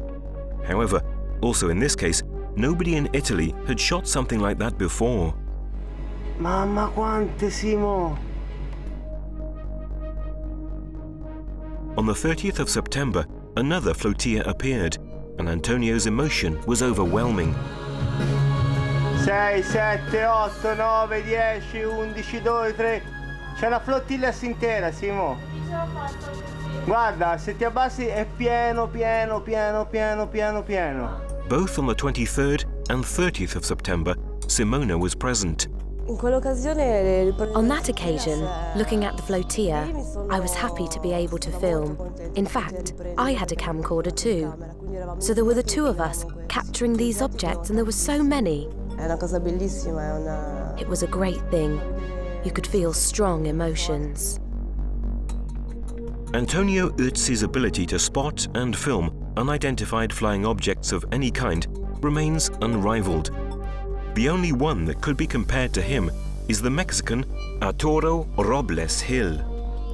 In his footage, you can see not only spheres, but also an ebony, a supposedly biological entity expelling the spheres that form flotillas.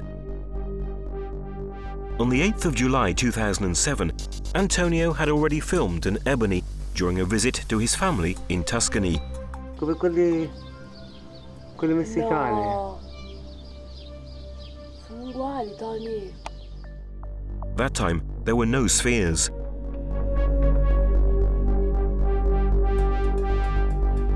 He caught them again in 2008. Guarda che bello. Lo vedi? Che lavori che fa. È un ebani, Simo. Fantastico. Spettacolare.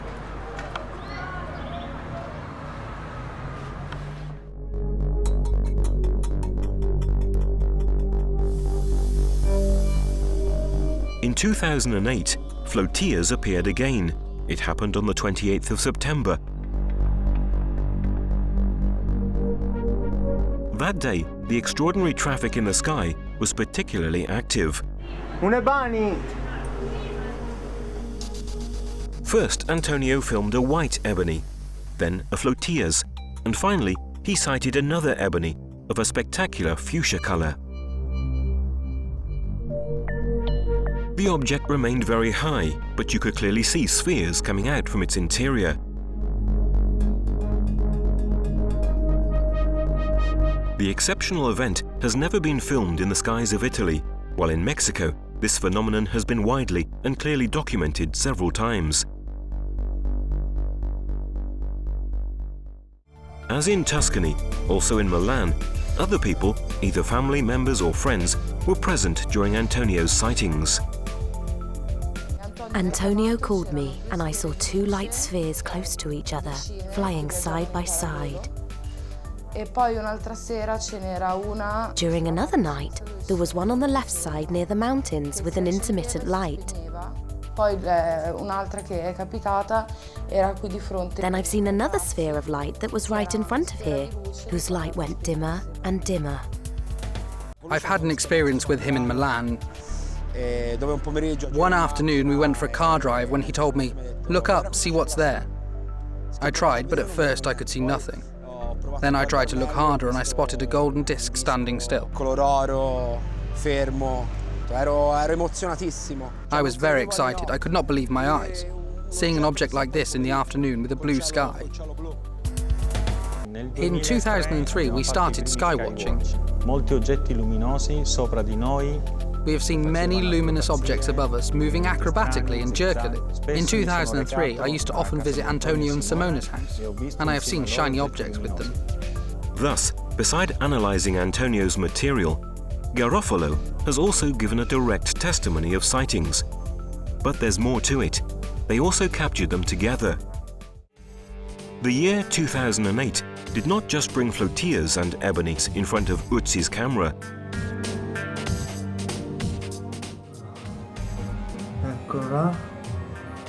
Fermo. Mamma mia. On the 13th of March, just after 6:30 p.m., Antonio noticed a disc hovering in the sky in front of his window. Eccolo. He rushed to get the camera and filmed a new extraordinary exhibition. Just like in previous times, the disc movements were clearly impossible for any conventional terrestrial craft. Sudden stalls, fast changes of direction.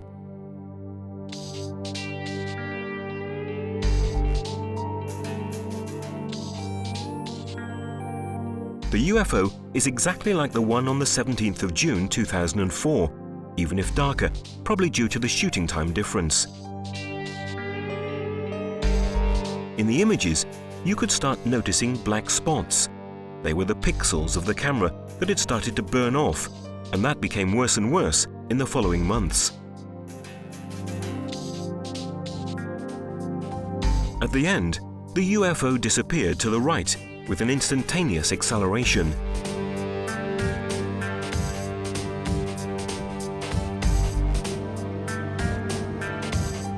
On the 26th of August of the same year, Antonio received another emotional visit. Oh, eccoli, fratellini. The disc filmed on the 29th of April 2007 came back.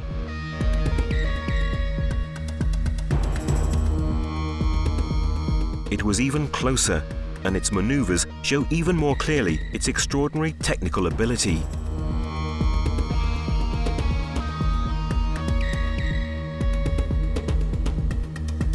The areas with burned pixels had increased considerably, urging Antonio to change his camera shortly after. The black pixels have started appearing almost faintly since the first months. And lately they have covered the whole screen. The shooting is not very steady because of the difficult position in which Antonio was filming.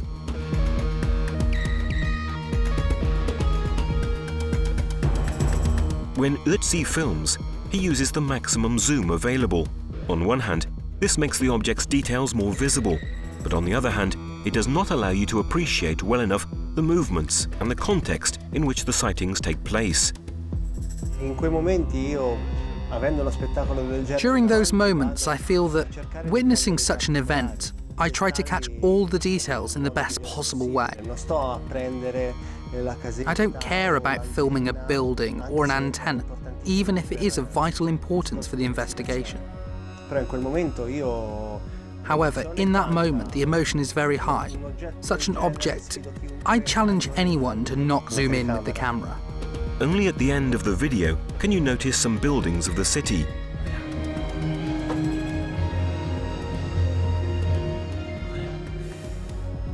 Even if they are very large and close, the objects move in such a silence that Antonio gets astonished all the time. One thing that impresses me a lot during these sightings of such large objects is the silence in the background. It almost seems a surreal world. At the end, you see the UFO disappear on the left. Compiling the best frames of the footage, the details of the UFO are visible with great clarity.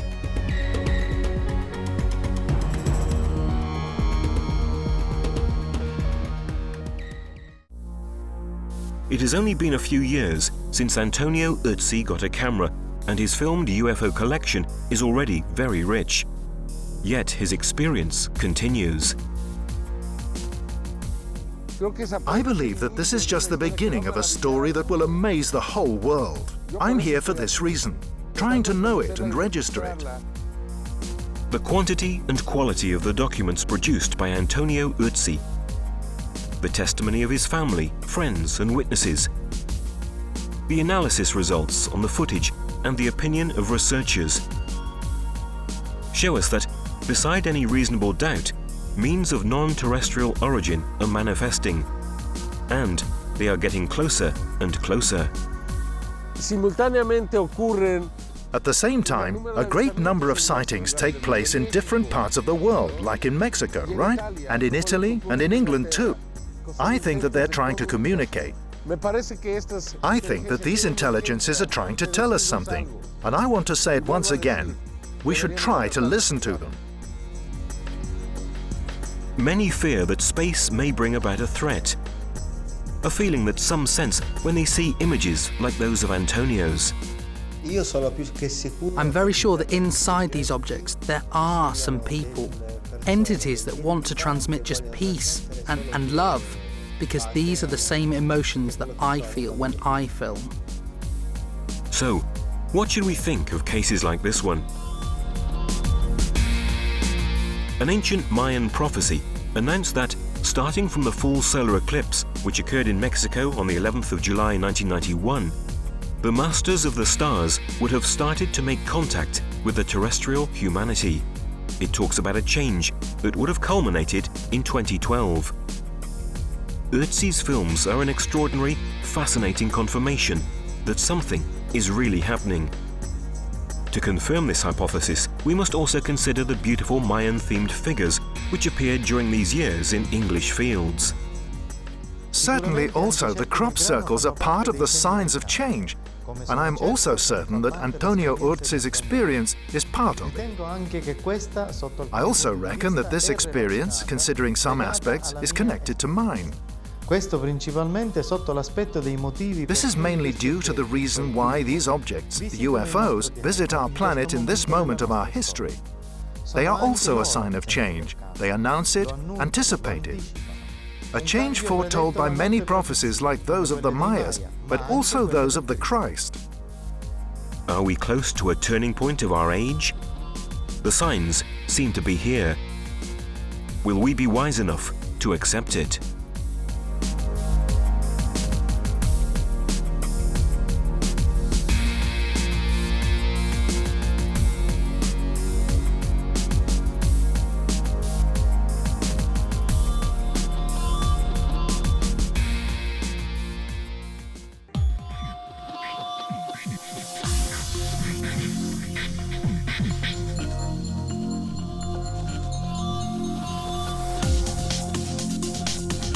In the last few years, unaccountable puzzling events have been taking place on the outskirts of Milan in Italy.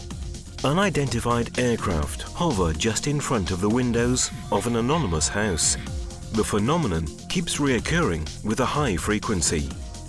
A young man films them with his camera, producing UFO footage absolutely unique in history.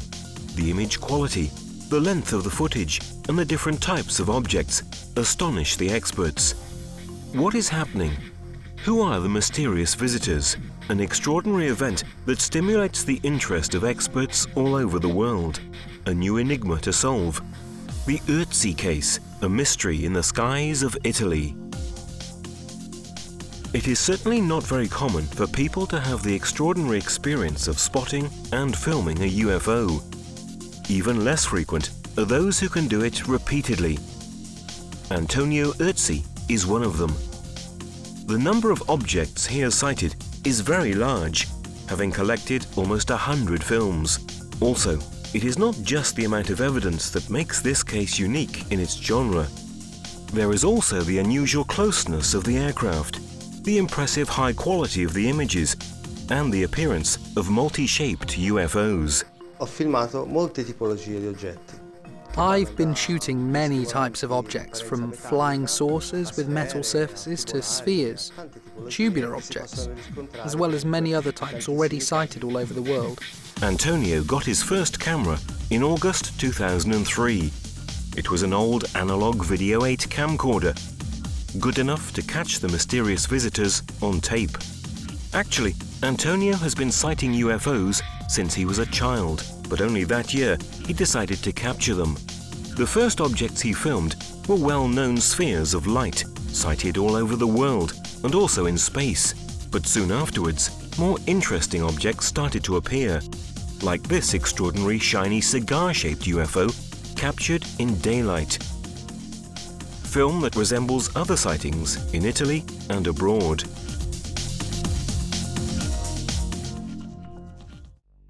Another well-known type of unidentified objects are the triangular crafts. They became famous throughout the world after the large number of sightings that occurred in Belgium in 1989. As soon as Antonio got his camera, they started appearing almost immediately. In fact, the first footage dates back to October 2003, and it's completely identical to the craft shot in Belgium. Afterwards, Antonio caught them again, filming other videos of very high interest. Where did these objects come from? At that time, the Belgian army declared that they did not exclude the extraterrestrial hypothesis.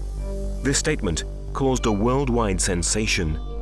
The triangular UFO was chased by fighter planes, but they could do nothing, as the unidentified aircraft passed from 280 to 1,700 kilometers an hour in just 1 second. Such an increase in speed would kill any pilot, because human beings can only tolerate acceleration 5 times less than that. The extraordinary nature of Ujasi's experience was evident from the first series of videos, but this was just the beginning. In the following months, the quality of his films improved remarkably. Since 2004, namely from June, I have been sighting the same metallic objects that I used to see when I was a child. The fact occurred on the 4th of June 2004. The UFO was very close, definitely metallic. They seldomly come so close to a camcorder. The filmed sequence shows a light sphere circling around the flying saucer. According to the experts, it might be a remotely operated test probe, a rather common element in UFO sightings. According to analysts, the hull should be at least 7 to 9 meters across. Unfortunately, the lack of reference points makes it difficult to calculate the exact dimensions. Dall'estate del 2003, dal momento in cui acquisto questa videocamera e inizio a filmare, non avevo alcuna intenzione di... In summer 2003, when I bought the camera and started filming, I did not mean to show my films, as they were meant for my personal records. When these objects appeared so close to me with their metallic surfaces, my only intention was to catch their details. I didn't care at all about filming the surroundings. It has also to be considered that the position where Antonio films is not very comfortable. Most of the filming is from the small windows on the roof of the small loft where he lives with his fiancée, Simona. The sloped windows are pivoted in the middle and Antonio has worked out a solution to fix the shutters. Moreover, from his small window, he has got a limited view over the sky. So it seems incredible that UFOs may literally pose, making a sort of performance, allowing him to film. However, when an object appears to Antonio all of a sudden, as if it were there for him, he gets so concerned about filming that he just holds the shutters with his own hand. The position makes filming even more difficult. Sometimes, Antonio has got enough time to go to Simona's grandmother's flat, where he can film more comfortably from a small balcony.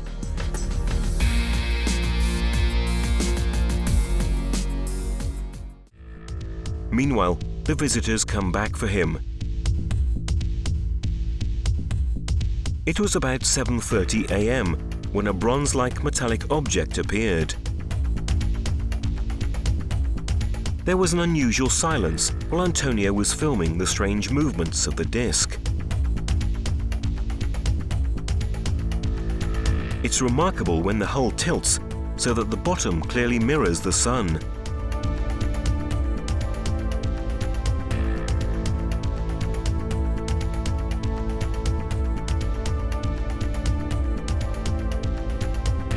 This phenomenon happened again during the same month. In the new extraordinary video, the object seems to be a cross among the sightings of the American George Adamski, the Swiss Willy Meyer, and the Hispano-American Paul Wheeler. Unlike previously, in this footage there are clouds in the sky, so that one can better appreciate the motion of the craft. The video has also a further reference point, the window frame. At the end, the disc went out of sight, and when Ötzi zoomed out, you can see the small portion of sky where the object revealed itself. Analyzing the frames of this exceptional footage, on the side of the shiny craft, you can notice some dark round areas similar to portholes. Filmed UFO evidence has hardly ever been that sharp. 20 days later, the big metallic discs made themselves evident. Bellissimo, cavolo. The maneuvers of the object were like the previous videos, but after a few seconds, it disappeared. Ötzi zoomed out, and the window was visible again. Dov'è? È andato via. This time, Antonio had a surprise. Eccolo. Ma è diverso questo. Oh. As soon as the disc reappeared, it was totally different from before. The footage remained out of focus for a long time, but because of the clouds, the fluctuations of the saucer became clearer.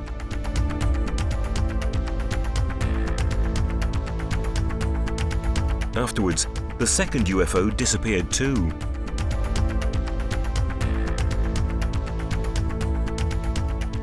A few months elapsed before the reappearance of objects at close range.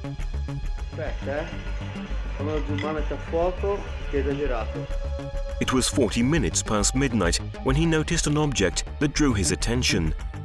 Troppo bello, amore. Vieni a vedere, corri. È color ambra. The disc stood out very clearly in the night sky. At a certain moment, much to his surprise, the object started to repeatedly light up with a particular violet light. Fa le luci viola.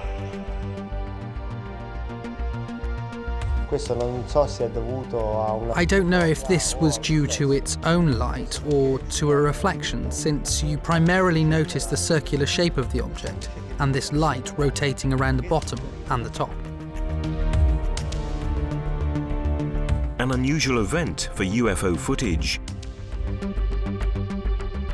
About 30 minutes after Antonio zoomed out, and you could see the nearby buildings, an important reference which also shows the setting where the event took place. The UFO had gone very far, yet it remained visible but blurry. the sighting lasted more than 40 minutes, a long and unusual duration for a UFO shooting. 9 days after, exactly at the same time of the previous video, at 0:40 AM, another flying object appeared. The shape was different from all the others he had seen till that moment. The color was bronze amber, and it was more visible than the previous night's UFO. You can see an amber-coloured object hovering with a very light background due to foggy weather that night. The bottom of the hull reflected the light of the football field below, and the reflection changed according to the movements of the object.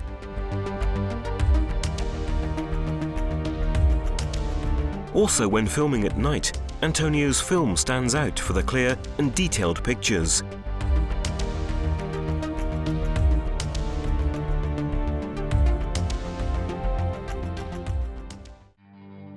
It took only a few days before another metallic disc would go so close to Ötzi's camera. It happened exactly on the 3rd of December 2004. Depending on its position, it reflected the city lights underneath.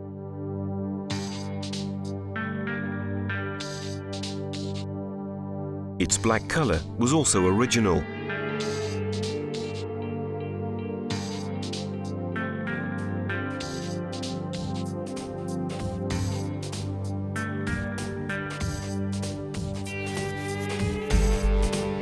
The aircraft carried on its maneuvers in front of the camera for about 5 minutes. This footage closed a year of sightings of the greatest importance. At the time, Antonio used to film when he was not at work.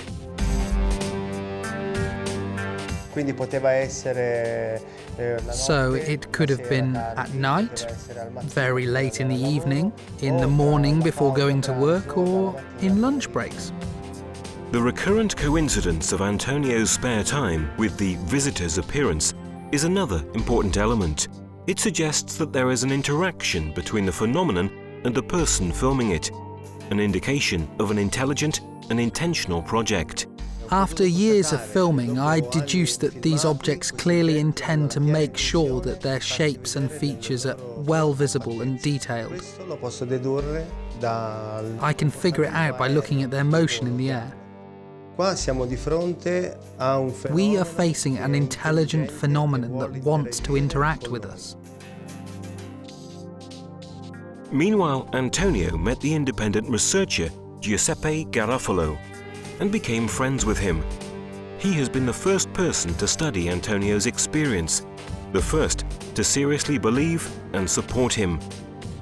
He asked to analyze the films, even though he was convinced of the authenticity of the videos and of Antonio's experience.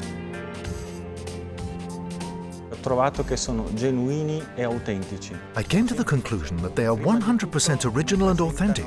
First of all, the videos have no hint of computer-aided graphic tampering. Moreover, I know very well the background where Antonio films. I know his habits, the instruments and means he uses.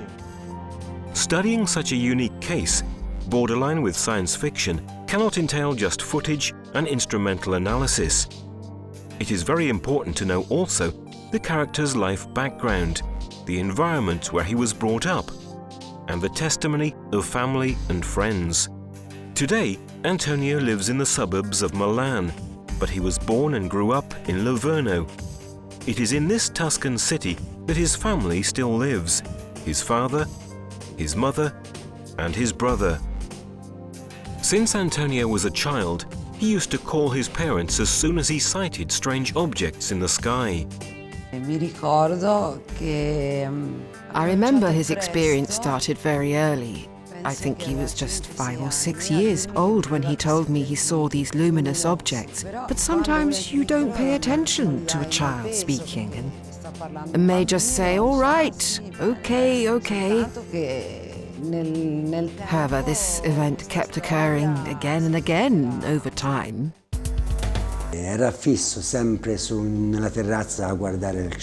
He spends a lot of time on the balcony with his eyes fixed on the sky and he used to cry, "I've seen a UFO." But we usually didn't pay very much attention. We thought it was the fantasy of a young boy, that's all. The phenomena carried on, and since Antonio kept insisting, the family members also started to become aware of the fact that he really saw strange things. He was on the terrace in the dark, and I heard him calling, "Mum, hurry up, come and see." This boy was crying. He was shaken and sweating. "Look, look, look." So we have seen those sort of flotillas that now we see on the television. "Dad, come out and be quiet," he told me. And I kept silent, even though usually I talk a lot. So he continued, "Look up at the sky." So I did it, and he said, "Be quiet, look over there. You can see those 3 points moving?" I looked at him, then looked up once again, but they had disappeared. Once at home, I thought, man, he must be an extraterrestrial. I know he is my son, but I do not understand what is this strange thing he radiates. This is the house where I was born. This is the balcony where the first sightings occurred when I was 7, 8 years old. I remember that it was right between those two cranes on the background, where we see a small strip of sea. From that point over there, I started to see the first objects coming up, stopping, going from right to left, spheres of several kinds. They came from the sea and stopped right over here. Antonio's sightings used to happen even when he went out with the whole family. We went to the seaside in Tirrenia. While we were enjoying ourselves, playing cards or having an ice cream, he looked at the sky all the time. One day he came running towards me saying, "Mum, hurry up, come and see what's here." We were in the parking area with a lot of people and they all saw it, and we were quite shocked. I saw a disc above me, very bright, changing colours and spinning around, making very strange revolutions, passing jerkily from left to right.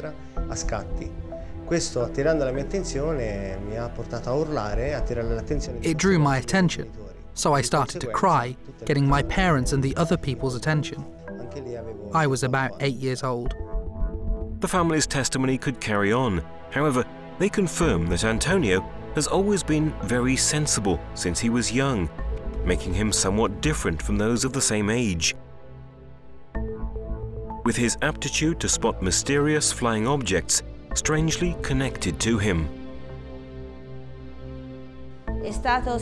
Antonio has always been a peculiar boy. He's always mentioned that he sees things. He's always looked awkward to my eyes. I don't know the reason. I don't know what drives him. He says he feels something inside, and when he feels some presence, he just takes the camera and shoots all the time. People may think he is mad, but these are the facts.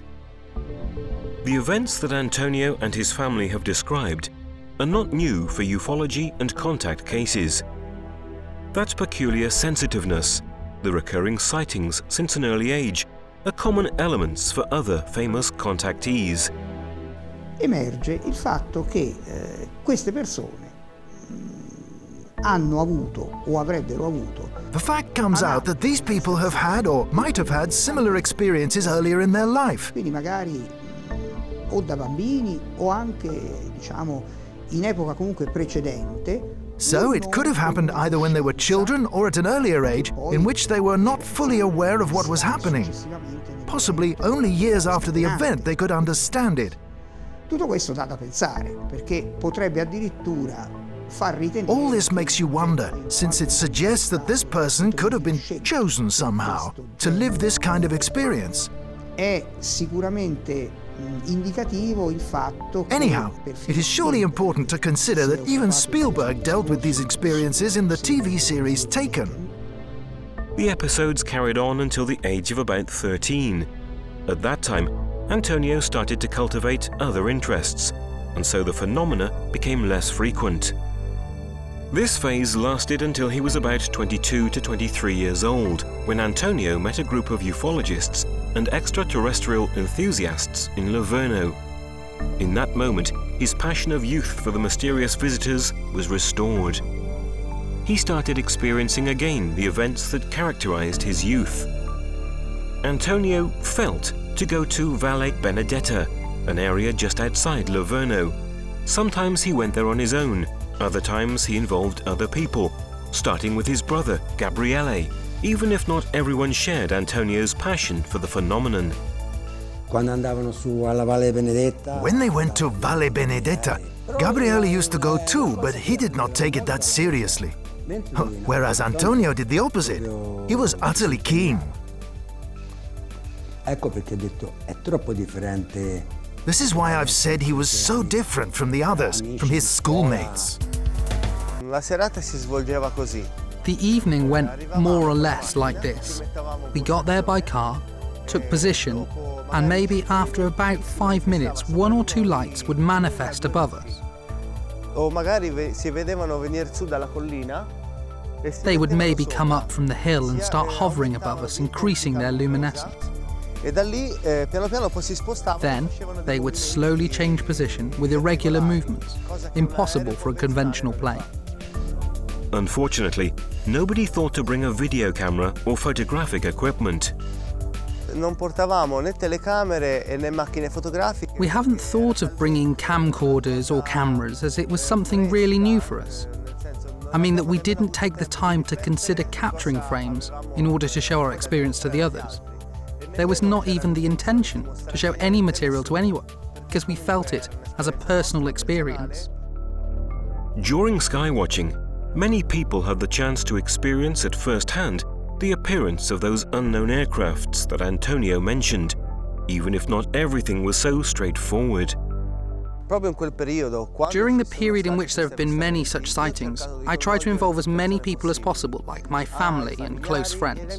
Unfortunately, though, I have to confess there has been a lot of mockery. Francisco Vanci Consiglieri is among those friends that at the time used to see the spectacular fluctuations of unidentified visitors with Antonio. When Antonio told me about these experiences, I immediately believed him, as we're very close friends. We have always had a strong bond since we were children, I reckon since we were about 5-6 years old. I did experience these kind of occurrences with Antonio. I remember in detail at least 15 events. I often went there in wintertime during that period between 96 and 97. In inverno There have been periods in which we went there at least twice a week. Although Antonio used to go even more frequently on his own, I didn't go with him all the time. Fabio Gregori, another friend of Antonio's, lives close to the Valle Benedetta zone.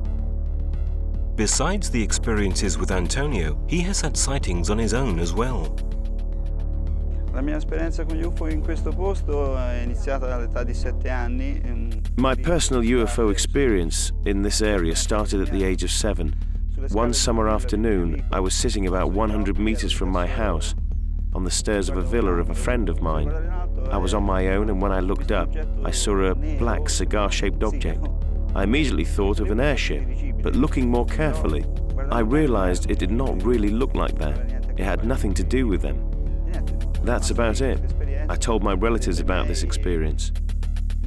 My grandfather told me that they were also around when he was young, and even my great-grandfather would confirm it. The other experience occurred at about 8:45 to 8:50 p.m. in April '83. It was perfectly visible. Also the following experience in 1997, when a silver sphere appeared at 10 minutes to 1. The peculiarity of Antonio's experiences is the repeatability and the frequency, two elements not occurring in the other cases of sightings. The experiences that I had in this zone have been totally fortuitous. Actually, following these experiences, I have tried to see another, but I have never. Let's say none has turned up.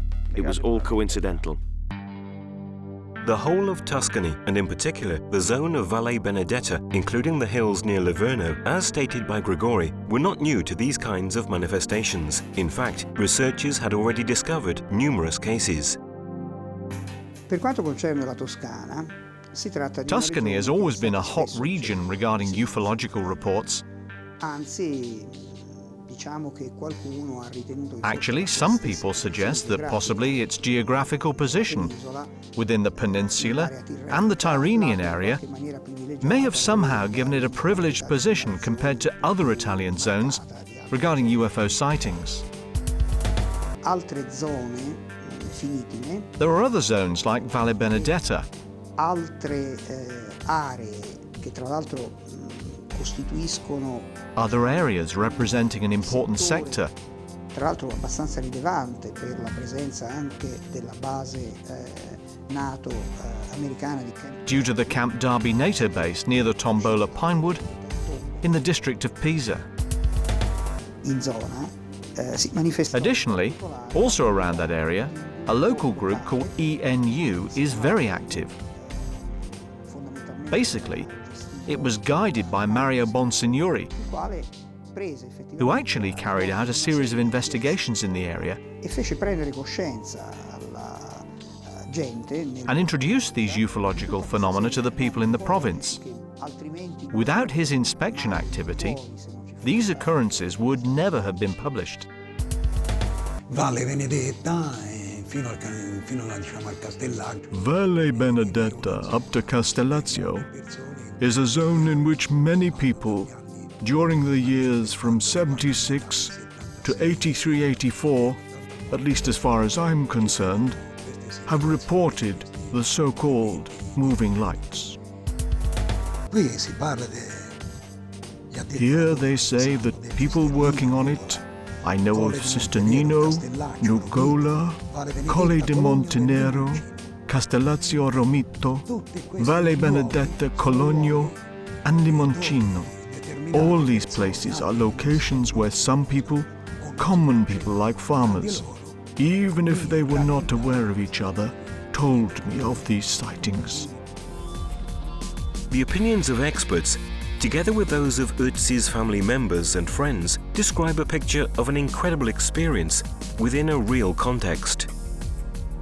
History, places, and testimonies synchronize to fit these extraordinary episodes into our reality, culminating into Antonio's shocking films.